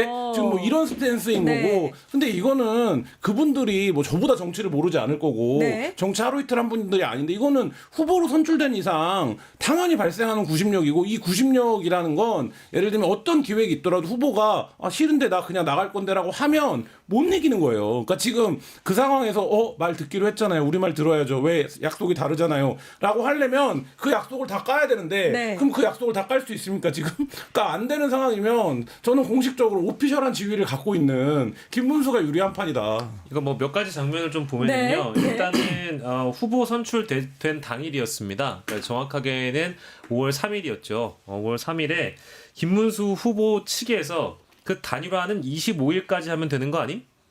이런 언급이 일단 나왔어요. 그렇죠. 그러니까 이제 25일이라는 거는 그냥 단일화를 안 하겠다는 얘기입니다. 네. 그 지금 이미 국민의힘 쪽에서는 5월 7일까지를 마지노선으로 잡아야 좀 경제적인 손해가 덜해요. 공보물이나 이런 것도 찍어야 되기 때문에 맞습니다. 홍보물이나 예. 이런 것도 찍어야 되잖아요. 급하죠. 네, 급하고 한덕수도 사실은 5월 10일과 11일 이전까지 단일화를 못하면 기호 2번을 못 씁니다. 게다가 공식 선거운동 기간 들어가면 자기 돈을 다 써야 돼요. 네. 수억 원의 돈이 깨질 수 있습니다. 네. 그러니까 급한 쪽은 이제 한덕수 쪽이에요. 네. 그렇고요. 그게 이제 그 대목이 하나가 보이고 두 번째로는 이런 워딩들이 누구로부터 이제 나오는가를 보면 좀 여러분들이 생각을 해보시면 일단 김문수 쪽에 가장 가까운 인사가 누구인가를 보면 됩니다. 네. 일단 캠프 쪽엔 공식적으로는 이제 김재원 전 의원이 국민의힘 전 의원이 계시는데 김문수 쪽에. 예, 김문수 쪽에 이분은 이미 투표 용지에 한덕수의 이름은 없을 것이다. 이분 뭐 그렇게 1,000원짜리 얘기했죠. 당비 한 번 안 낸 분인데 감히 기호 2번을 먹으려고 하느냐. 네. 단일화는 무조건 김문수로 해야 된다. 이런 네. 워딩을 내놨고요 이미. 네. 그리고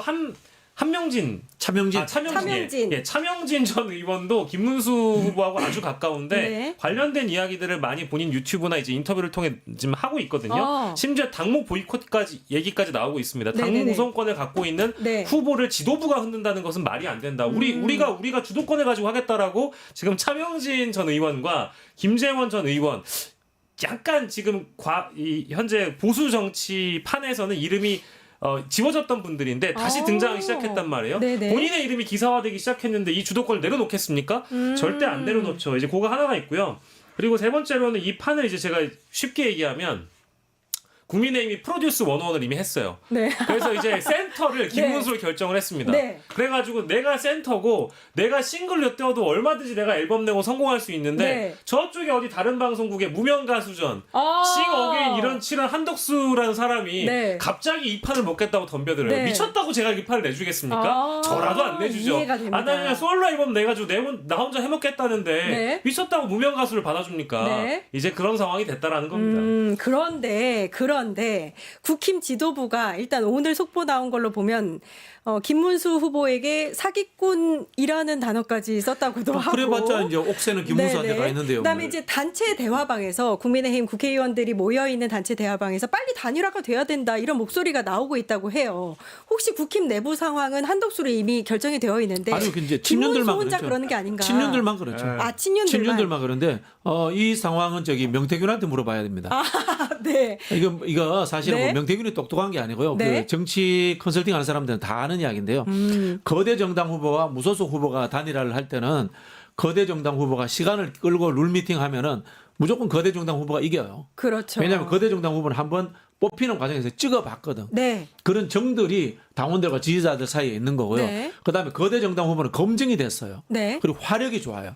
그래서 몇 명이 지금 김재원이라든가 차명진 된 몇 명이 한덕수 약점 가지고 한 3일만 때리면은 한덕수 지지율 뚝뚝 떨어집니다. 네. 그런 상황을 만들어 가는 거고요. 또 현재 구도의 문제가 5대 3으로 지나 5대 2로 지나 어차피 지는 건데 우리 식구가 후보로 나가야죠. 이런 생각이 생기는 겁니다. 김재원 최고위원 같은 경우는 다음에 대구시장 해야 돼요. 우리 차명진 전 복귀해야 의원은 됩니다. 다시 국회의원 복귀해야 돼요. 네.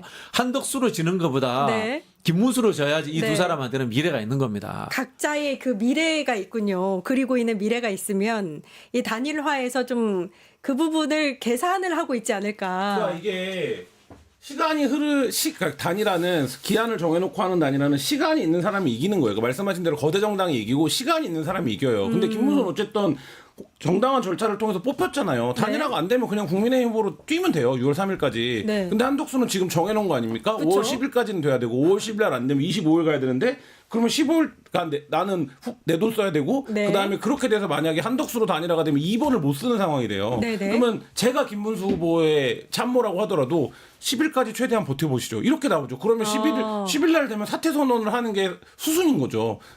왜냐하면 2번을 포기할 수 없으니까. 네. 10일 이후에 단일화가 된다는 건 자기가 후보가 되더라도 2번을 못 쓴다는 건데. 네. 근데 10일 날 사퇴 선언 안 해. 그러면 계속 기다리자고 하는 거예요. 그러면 25일 날 사퇴 그렇게 해서 단일화를 해준 사람이 바로 누굽니까? 지난번 대선에서 안철수인 거잖아요. 그러니까 안철수가 그렇게 해서 본인이 제풀에 무너져서 단일화 안 해 이래놓고 단일화를 한 거 아닙니까 윤석열과 결국. 네. 그리고 이제 뒤로 가면 갈수록 국민의힘 지지자들 사이에서 뭐라 그랬습니까? 한덕수가 안 나와야 국민의힘 표가 더 많이 나오는데 한덕수가 저거 당선도 안 되는데 나와 있다 이 여론이 생기기 시작했거든요.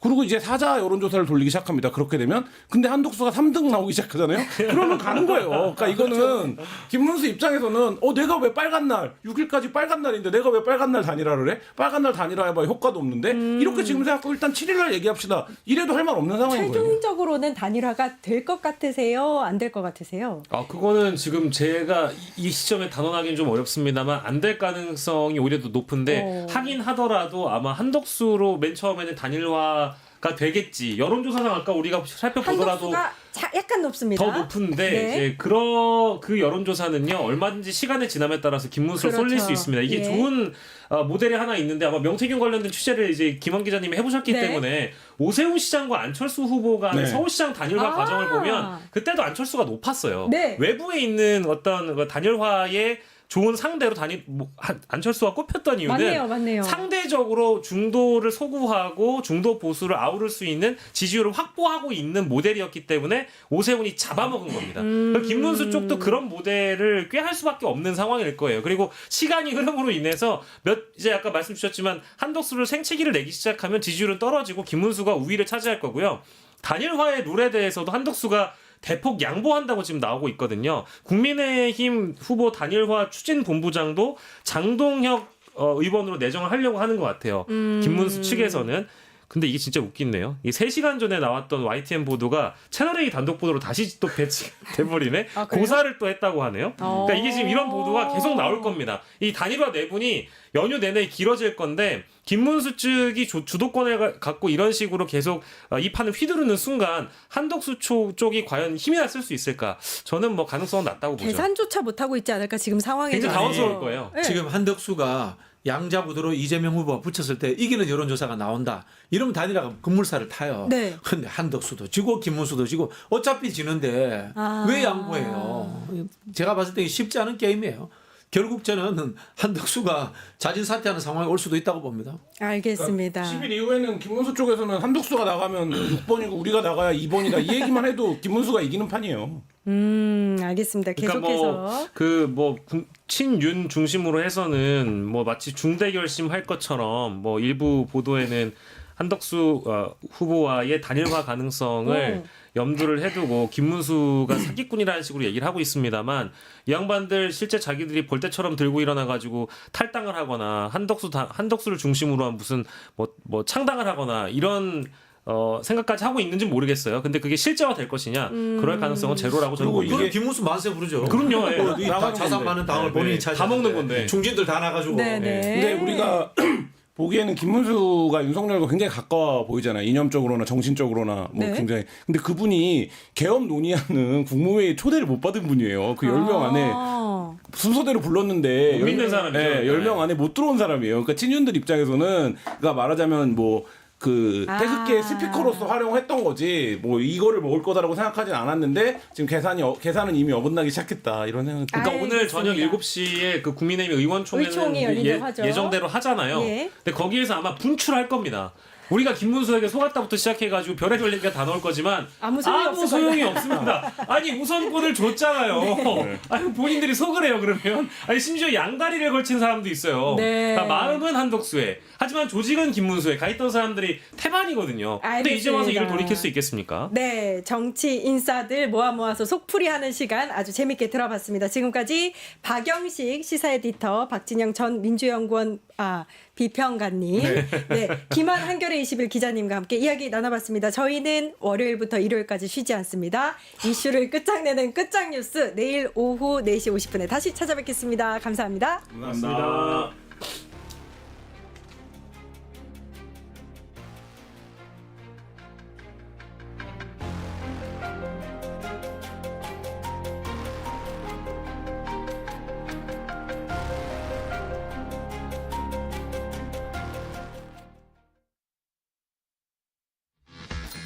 돈 버는 퀴즈쇼 증권 통판.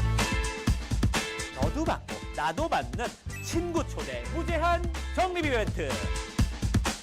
초대 횟수 무제한, 보상도 무제한.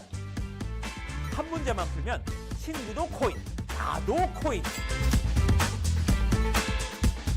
우승 상금에 친구 초대 보상까지. 매일 낮 12시 증권 콩팥에서 만나요. 뉴스토마토 K평화연구원이 12.3 내란을 막아낸 시민영웅 1000명 찾기 프로젝트를 진행합니다. 비상계엄 선포 이후 국회, 광화문, 남태령, 한남동 공관, 헌법재판소 등지에서 내란을 막고 탄핵 소추를 이뤄낸 시민영웅 1000명을 찾아내 대한민국 민주주의의 역사로 기록하고 시상의 본보기로 삼음으로써 민주주의를 더 널리 확산하기 위한 프로젝트입니다.